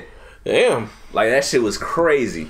Now, it's Game 7, and I'm to God. I'm to God. We're in the Endgame now. But see, once again, though, you guys, I know how you guys thinking I'm about to react, but I'm just chilling.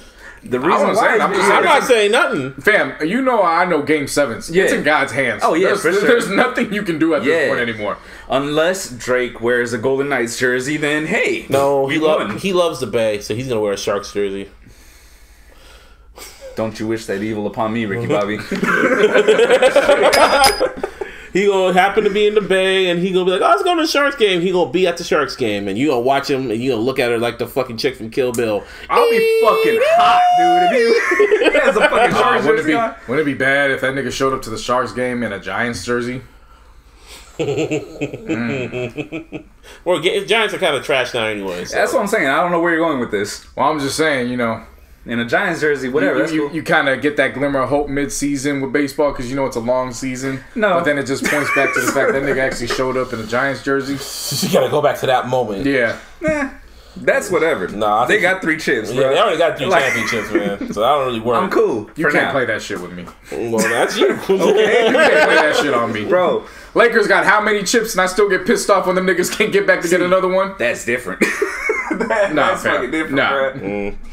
Anyway, fucking John Cena is supposedly in talks to be in Suicide Squad with the James Gunn reboot and shit. So, I can see that. What? He's a Trump supporter? He got the haircut for one. That's news to me. He's always kept his political views. He knows not to talk politics. He's smart on that. If that happens, he might be a Democrat, but the hair. That's what gives it away. The hair's Republican. He grew that hair out, man. He went from looking like a wigger to a straight up white boy. He's like a straight up white boy now. He needs to cut that shit. Wasn't that normally what happens? I mean, he's white, so why like would he cut that shit? Like they act hood, and then his they go. Gimmick was a hood. You know? It was a hood wigger, and then he turned. He dropped an album that went platinum. That's like typical. Yes. He dropped at the right time too. Because if he tried to do that shit now. But yeah, he's gonna join Batista supposedly because Batista's gonna be in that shit too. So that's interesting. Yeah, that'll be interesting for him. Wrestlers gotta get that bag, man. He needs to get that bag. He needs to get away from wrestlers gotta get that. They gotta get that Hollywood bag. Rock opened up that door. He sure did. So y'all can take advantage. Take advantage. Yeah, that's the reason why they got away from that shit. Yeah. Anyway, in other news, the charts. People on Billboard better be afraid because Adele split from her husband. How old is she? She's 27 now. 30? Oh my God! Okay, it's happening. Everybody stay calm. What's the procedure, everyone? What's the procedure? Stay calm. You know what time it is. Oh yeah. So at least we know the name of the album. Well, she said the age. The age is done. The age is done. Really? Yeah. Oh shit. It's gonna be a whole new Adele. Oh yeah. It's gonna be the same but they shit. said her and her husband are like they're still cool and shit like that to maintain the relationship between their kid. They're still cool, but she wants to be single. But you know what I mean. She's gonna sell 20,000 million. 20,000 million. Shit, that's a one lot. day in 1 minute. Yeah. God. All physicals. All at Starbucks. Woo! Yeah. Art Starbucks. That's how I saw that damn album. Damn. 25 came out. That was all. That was everywhere. Literally everywhere. From Walgreens to Starbucks. I was about to say Walgreens. Yeah, it was. It was there. I was like, no wonder why she sold this much, and it was cheap too. It was like $9.99. We and rightfully so. We praise Beyonce for being that queen. Adele praises Beyonce, bro. But there's just a level that even Beyonce can't attain, and that's Adele. Sales wise, she can't. Yeah, vocally, man, she Oh, is yeah. fucking off Oh, the yeah. charts. That's what I'm saying. bro. As Oh, great and as well deserved as the praise for Beyonce is, Yeah. look, man, Beehive ain't gonna like it, but so be it. Facts is facts. Adele is don't right. lie. Adele is right there with her. They in different lanes. Don't get me wrong. Oh. They in different lanes. But Beyonce to black and Latina women, Adele is that to the rest of the world. Yeah. You gotta put respect on her name for that. No, I can just hear it right now. Beehive just buzzing in your mentions. You know, they get all mad because, oh no, it's not about the record sales, it's not about this. Look all the lane she's done.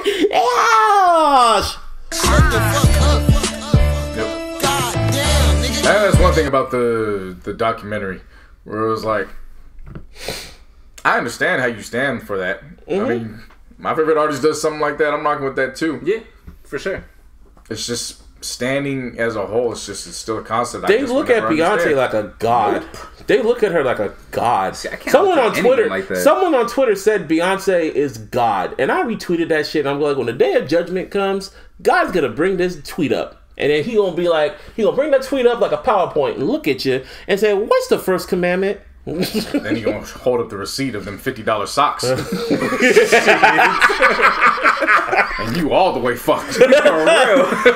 You tweeted that and you thought you could get away with that? Yeah, take your ass to hell. You think Ari put a sock on the door when she was? Do not disturb.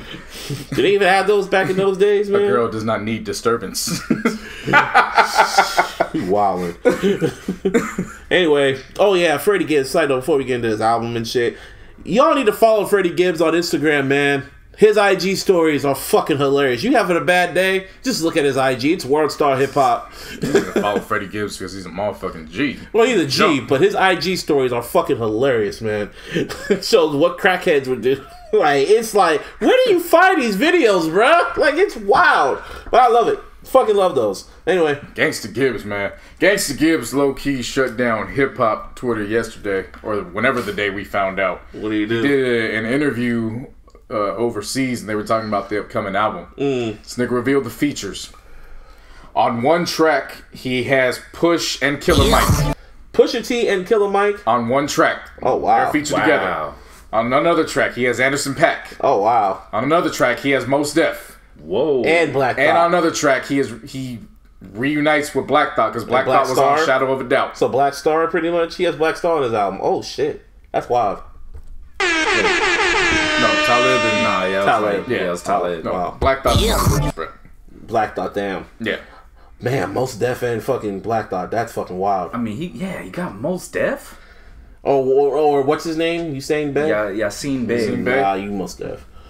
Yeah. How your mama name? I put respect on that because I don't refer to Muhammad Ali as Cassius Clay. I don't refer to Malcolm X as Malcolm Little. Whatever, man. You're Mos Def. But that sounds fucking. But see, to me, that has to do with religion. I get it. I don't play with that. Like, if that's what you couldn't, you know what I'm saying? Like, oh, yeah, he did that shit for religion. Yeah. Religious shit. Okay, right, I get you. I don't play with stuff like that. If you're doing that, because that's your relationship with God. I don't disrespect that bond. How long did Snoop Lion last? He didn't do that because of God. Just about to say. I'm just saying in general. How long did that take you? Yeah, but you called him. No, I'm. It's a joke. When you heard he was only going to call himself Snoop Lion, he didn't do it for God. So I was like, all right, Snoop. Dog. Then I just stopped at Snoop. No, it was Snoop Dogg. But like I said, I mean, but I always call him Snoop though. It's like, just Snoop. Yeah. You know, when Diddy wanted to say, that's it. Or when like, Puffy. So what's Puff Daddy now? Is he just Puff Daddy, Diddy, or let's call him Puff? Let's call him Puff. Same. Because on fucking Victory Lap it's Puff Daddy, but on other albums it'll be Diddy. So it's kind of like, nigga, make up your fucking mind. That's like Cream. I'm gonna say this. And I'm probably gonna cause a lot of more controversy. Damn, you shaking the table today. Yeah, and it goes back to sports. There's a reason why motherfuckers don't look at Kareem Abdul-Jabbar the way hardcore basketball heads view him. And that's because white people couldn't get him arrested for killing Lou Alcindor, which was his government name beforehand. Oh, so he finessed. So when he did that shit and became Kareem Abdul-Jabbar, and he was still busting motherfuckers' asses and then knocking them out on the court, because that's when you could fight. White people didn't like that shit. But you got Michael Jordan who says Republicans buy shoes too.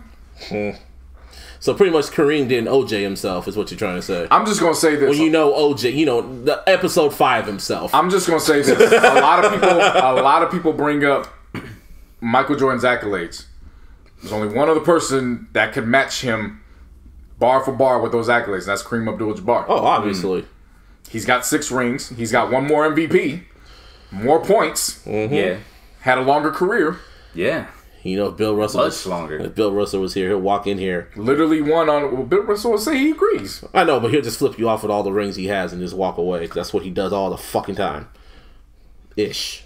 Not really, but okay. So no, I'm just saying, he's just petty like that, but I know where you're getting at. Yeah, no, but that's... I was bringing that up with name changes in general. Name changes. Because he did that for a religious purpose as well. And he did that at a time where anything that resembled pro-black was anti-American. There's a reason why nobody want to give him his flowers, and when they always say Kareem just be looking mad nowadays, I look fucking mad too. Especially nobody giving me my goddamn flowers, so fuck you too. Especially how my fucking team's fucking deteriorating. Bullshit. Anyway, other good news: Cypress Hill got a star in the Walk of Fame. Hey, well fucking deserved. Oh yeah, the first Latin group in hip hop. Yep, that gets that. That's wild. I never looked at them as Latin. I just looked at them as just rap to me. But it was like then I kind of realized, like, oh yeah, y'all Latin. Yep. Who was it? Sendog. He's the hype man, right? Mm-hmm. Yeah. One of the best fucking hype men I can recall. Best hype man. He raps too. You know what I'm saying? Like, he's really good at it too. Like, but I'm saying in terms of like hype men and him and Flavor up there. Well, what's his name, dude? From like Flavor Flav. We know Flavor Flav's the bar from Split Star. Him too. Oh, throw him in there. Oh, don't forget Memphis Bleak. He's a good hype man for Hove. Hella good hype man for him. Yeah. Proof was too for him. Mm-hmm. You gotta put some respect on the hype man. You do. Yeah, definitely. They're very important to our culture. Oh, very. But then when they end, now I think Jay-Z made it popular not to have hype men on stage with you no more. Because after he got rid of Memphis Bleak, they're just by himself. Now other rappers are doing. He didn't get rid of Memphis Bleak. He got rid of Rockefeller.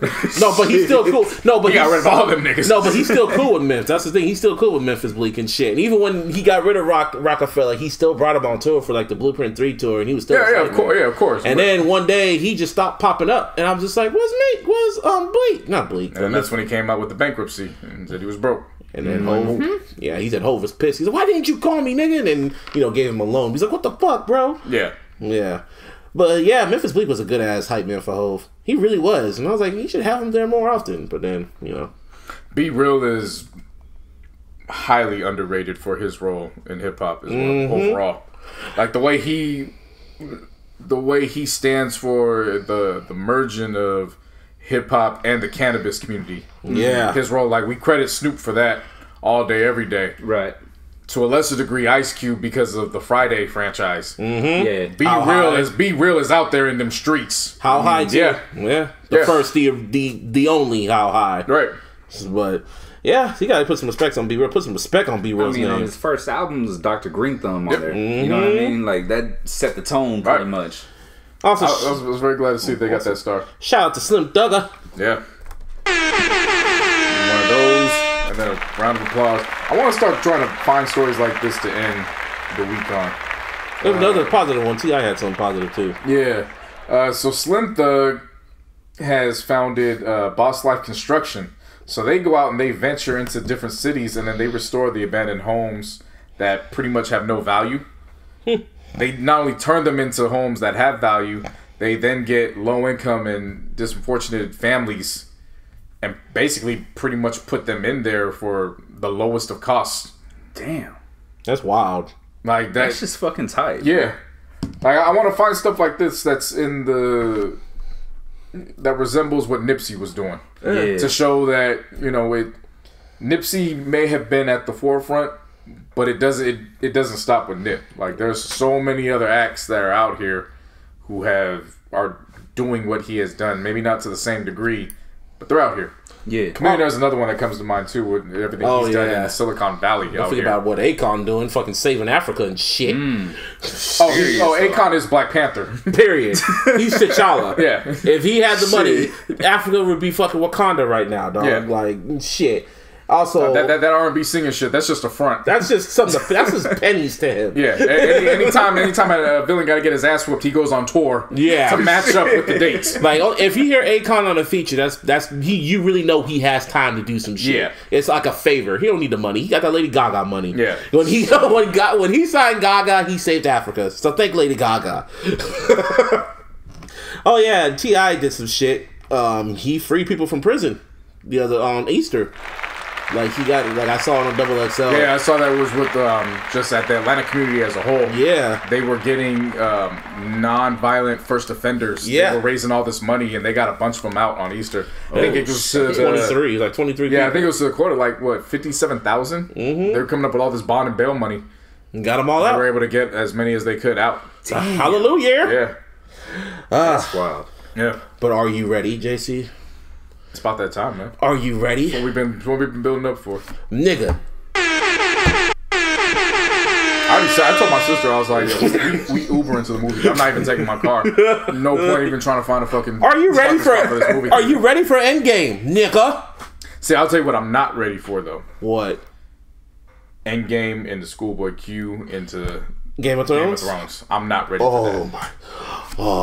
Oh yeah, that is powerful nigga working. I have to get prepared for that. Well, the first two. Well, yeah, for you. Yeah, exactly. But all of them back to back to back. Think about it. Endgame, niggas is dying. Everybody niggas is coming back, but niggas is dying. Yeah, niggas coming back, but niggas dying. Schoolboy Q, we expect him to kill that shit. So niggas' own tracks is dying. Tracks are dying. Okay?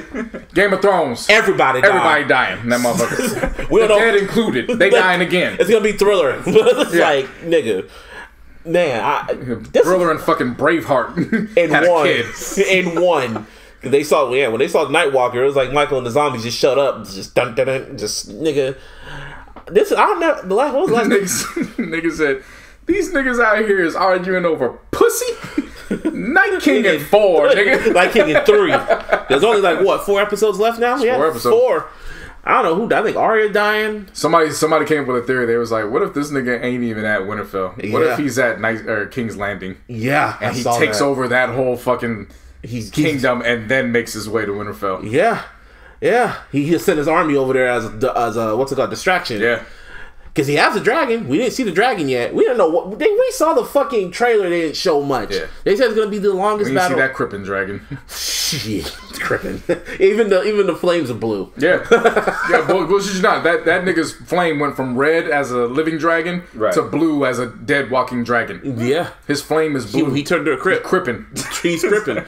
But Endgame, man. Even with when was the last time you were excited for a movie like this excited?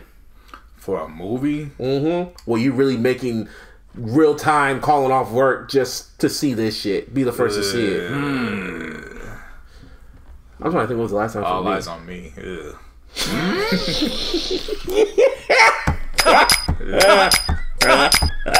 remember that? Oh, you know what I did? A nigga came back from LA after signing all my paperwork for the apartment, and the first thing I did after going home was go straight to the movie theaters. You did? I made it a point. I was seeing the first showing, and I lied to myself.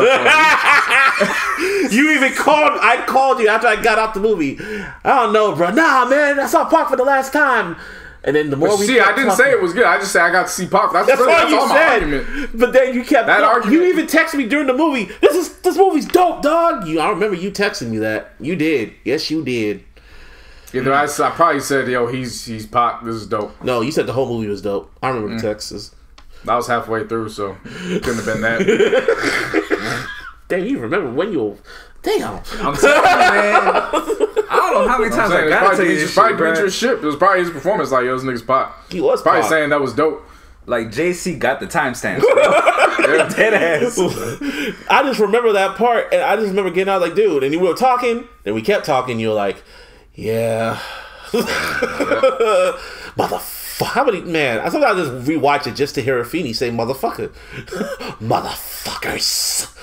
Sound like a motherfucker from Tales from the Hood. Motherfuckers. Remember how excited we were to go see Birth of a Nation?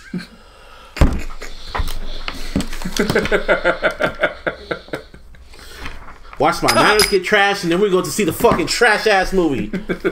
Left at 12 in the morning. What? 11 o'clock? 12 midnight? That's right. We did go see the Thursday night show. It was, yeah. Football game. Yep. Yeah. We thought we were gonna see some Passion of the That's right, because we had to go see it then. Because I think, if I'm not mistaken, I think I had a road game or we had early practice. I was still with the Raiders. Yeah. So we had to go see it then. Yeah.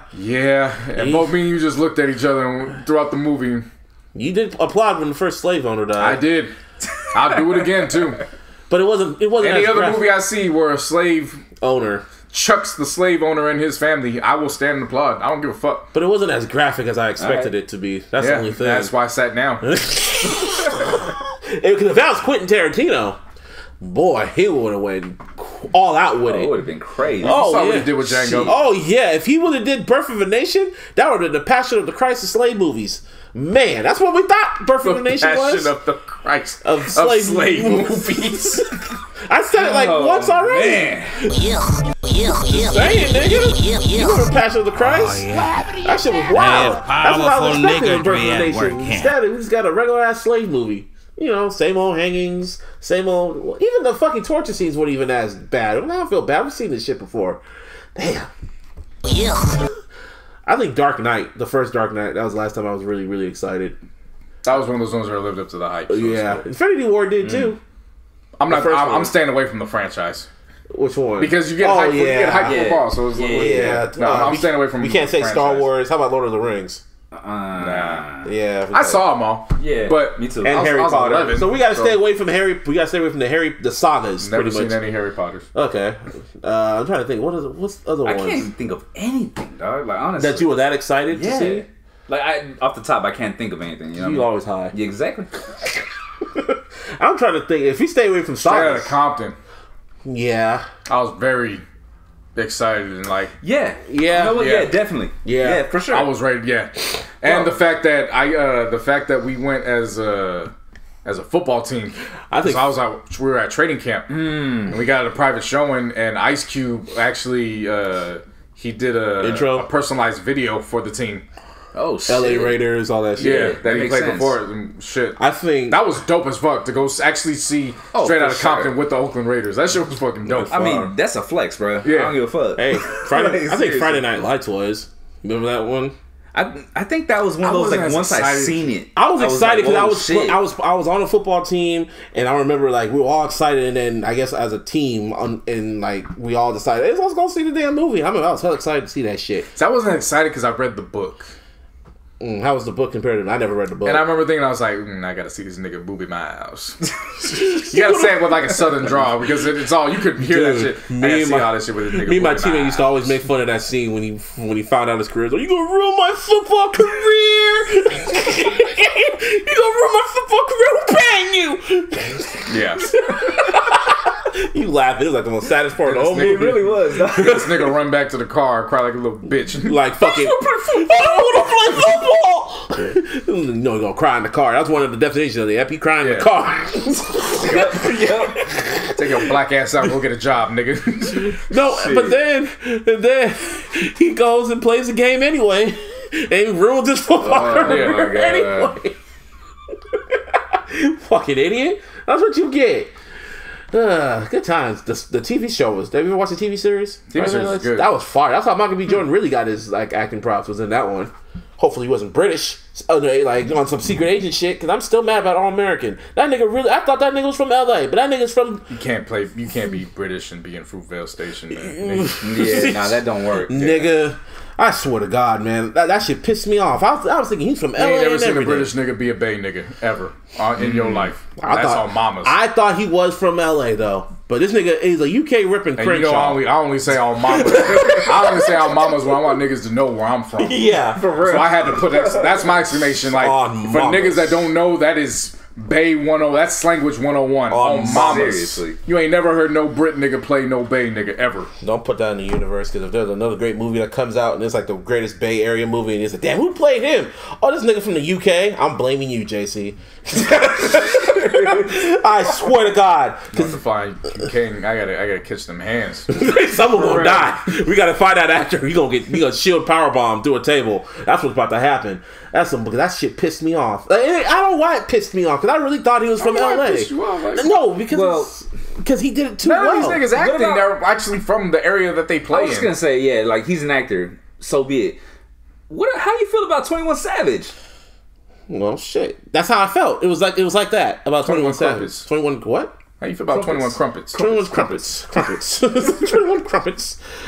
Oh, Cheerio. Man. Cheerio. That's how I felt. This nigga saying, screaming West Side, wearing a Crenshaw shirt, and he's in reality saying Cheerio. Shit. Anyway. Well, yeah, that one Drake. I'm kind of interested in Euphoria. The one with Zendaya. The one that Drake's executive producing on HBO? A movie or TV show? TV show. It's a TV series. Yeah. There's a lot of shit I need to start watching just on HBO. After Game of Thrones, HBO is kind of looking, Cause that's their last big show. Contrary. I've seen a lot of shit they be playing before. Mm-hmm. You know how they always do that commercial before the show starts? Yeah, that's what I'm do all those rollouts. Yeah. I've kind of like 3 or 4 where I'm like, damn, I'm sleeping. I need to start watching that. Yeah. I hear a lot of good things about Barry. Yeah, I heard good things about that one too. Yeah, yeah. Oh yeah, but Game of Thrones is literally like their last like major show because that was area. Until they go into the fucking prequels and shit. They're already signed on for those. Yeah, I don't know how they're gonna do all that. Like they're doing a whole Game of Thrones universe. Yeah, that's only for the. I'm done after this. After this is done, I'm done with Game of Thrones. With last episode, find out that the next shit is dope. Then until you find out it's Ned's come up. What? Until you find out it's Ned Stark's come up, and I'm like, oh motherfuckers! I'm here, nigga. I'm here. Oh shit! Here we go again. Give me what I want. Anyway, y'all, this is episode 131 of the iLLogical Sense podcast. You can always follow me on the Twitter. At Mr. Busby 408. You can follow me on Instagram at Mr. Busby. You can follow the podcast at The iLLogical Sense on Instagram. And of course on the Twitter, it's TILLogical SP. Over here, you get me on all social media, JC No Hacks. Or not, because I really ain't been tweeting like. Oh yeah, you've been quiet since Endgame. Before Endgame. Yeah, them spoilers came out, and I've been very. You only show up during Game of Thrones. That's the only time I saw you. I've been very watchful in the times that I show up on. Yeah. Show up on at like 10:51 a.m. Niggas is doing shit. Oh yeah, Rossi about to go see not Game of Thrones, Endgame like tomorrow. Yeah, he got this. I told him flat out, you keep your mouth shut. Don't say if it's good or bad. Don't even leave a review. Just keep tweeting. Just go about your business. Don't you say shit. He ain't gonna say if it's good or bad, but there has to be some. He already told me that he's going. I'm gonna be like, boy, you don't even know. That's exactly what he said. Like, nigga, don't do that. Rossi is definitely the nigga to just tweet, boy, boy. I told him, nigga, don't you do it. Don't do it. From Richmond. Yeah. Okay. Yeah. Boy. Like, nigga, I swear to God, he better not hit us on the group chat too. That's probably what he'll do. He got to put the hand emoji too. He got to put boy with the hand emoji. He's gonna text you and me. He's gonna text you and me and just put just the hand. Just the hand. Yeah. Oh shit. The hand and the follow-up tweet. See you on the other side, nigga. Because when I get out, that's when you go in, right? Yep. And then we gotta wait for you. That's cool. Hey, you know, you don't have the next episode on Sunday while his ass is in the movie. Right before Game of Thrones. Hey, fuck y'all, I will not show up. Like, nah. What if this movie's trash? That thought had crossed my mind. Crossed my mind like episode 1. You remember the hype? You ever see Fanboys? Yes! The end of the movie. Wait. What if it sucks? And then it just ends. Yeah, because I remember the hype for episode 1. You remember the hype? I'm not buying it. Yeah, you remember the hype for episode 1, bro? Dude. Nigga. I'm not buying it. This is a different hype. I know. It's a whole different hype. It's all build. You can feel it. It's tension. Yeah. It's like then I guess it'd be more like episode 3. No. Because we knew what was gonna happen. This is a different type of tension. Well, yeah, you don't know. This is the end. Yeah, like this is the end for certain characters. It's the end of an era. End of an era, legit. For real. And he said Kevin Feige said he ain't gonna do shit like this no more. This is like blue balls without fucking. Yeah. And the fact that they haven't they haven't showed a lot for this shit. It's like you don't know. They only showed shit from like the first hour in all the trailers. They showed no action sequences. Right. They said the first 2 trailers there wasn't shit from the movie at all, or whatever. All you saw was Thor just running in some fire, and Ant-Man pushing a pencil, and Captain America putting the strap on. That didn't sound right. That did not sound right. No. Putting the shield, strapping his shield, and then walking towards Thanos. That's all you saw. You don't see shit. Next time you hear us, man. Ant-Man will be out of Thanos' ass. Shit and blood all over him, dog. Purple ass shit. We don't know what's gonna happen, man. The spoilers are out there, but I'm telling y'all right now, at the beginning of episode 132, we are gonna spoil the fuck out this movie. Anyway, give your social media shit. Oh yeah, shit! Y'all was over here talking all this shit. Because that's how excited we are. Because we don't know. I know, but see, that's the thing. I got into that. I was like, oh shit, hold up, wait, we're going backwards. Anyway, your shit. Oh yeah, you can follow me on all my social media at Beats Be Killing Them. Go on iTunes, Apple Music, Tidal, all that shit. Look up Venomous, spelled VNMS. Search the whole catalog. I got more shit coming out pretty soon. Fire. Yeah. Oh my god. That's that. Man. Like I said, this movie is. I can't wait. How many movies? 13 movies? It was 11 to 13. Yeah. Some shit like that. 13 movies in a span of how many years? Like 10 years? 10 years. No, it's gotta be 17. No. Seriously? Okay. It's gotta be 17. I'm trying to count. So 3 Iron Mans. 3 Iron Man, Incredible Hulk. 3 Thors or 3 Thors, yeah. 3 Captain Americas. 3 Avengers. That's 12. And then you got Black Panther. Black Captain Marvel. Doctor Strange. 13. Who we missing? Oh, Guardians of the Galaxy. That's 2. There's one more. Oh, and the 2 Ant-Mans. And the 2 Ant-Mans. So that's what? So that's 17. And Spider-Man. 14. Yeah. So it's up there. Shit. It's up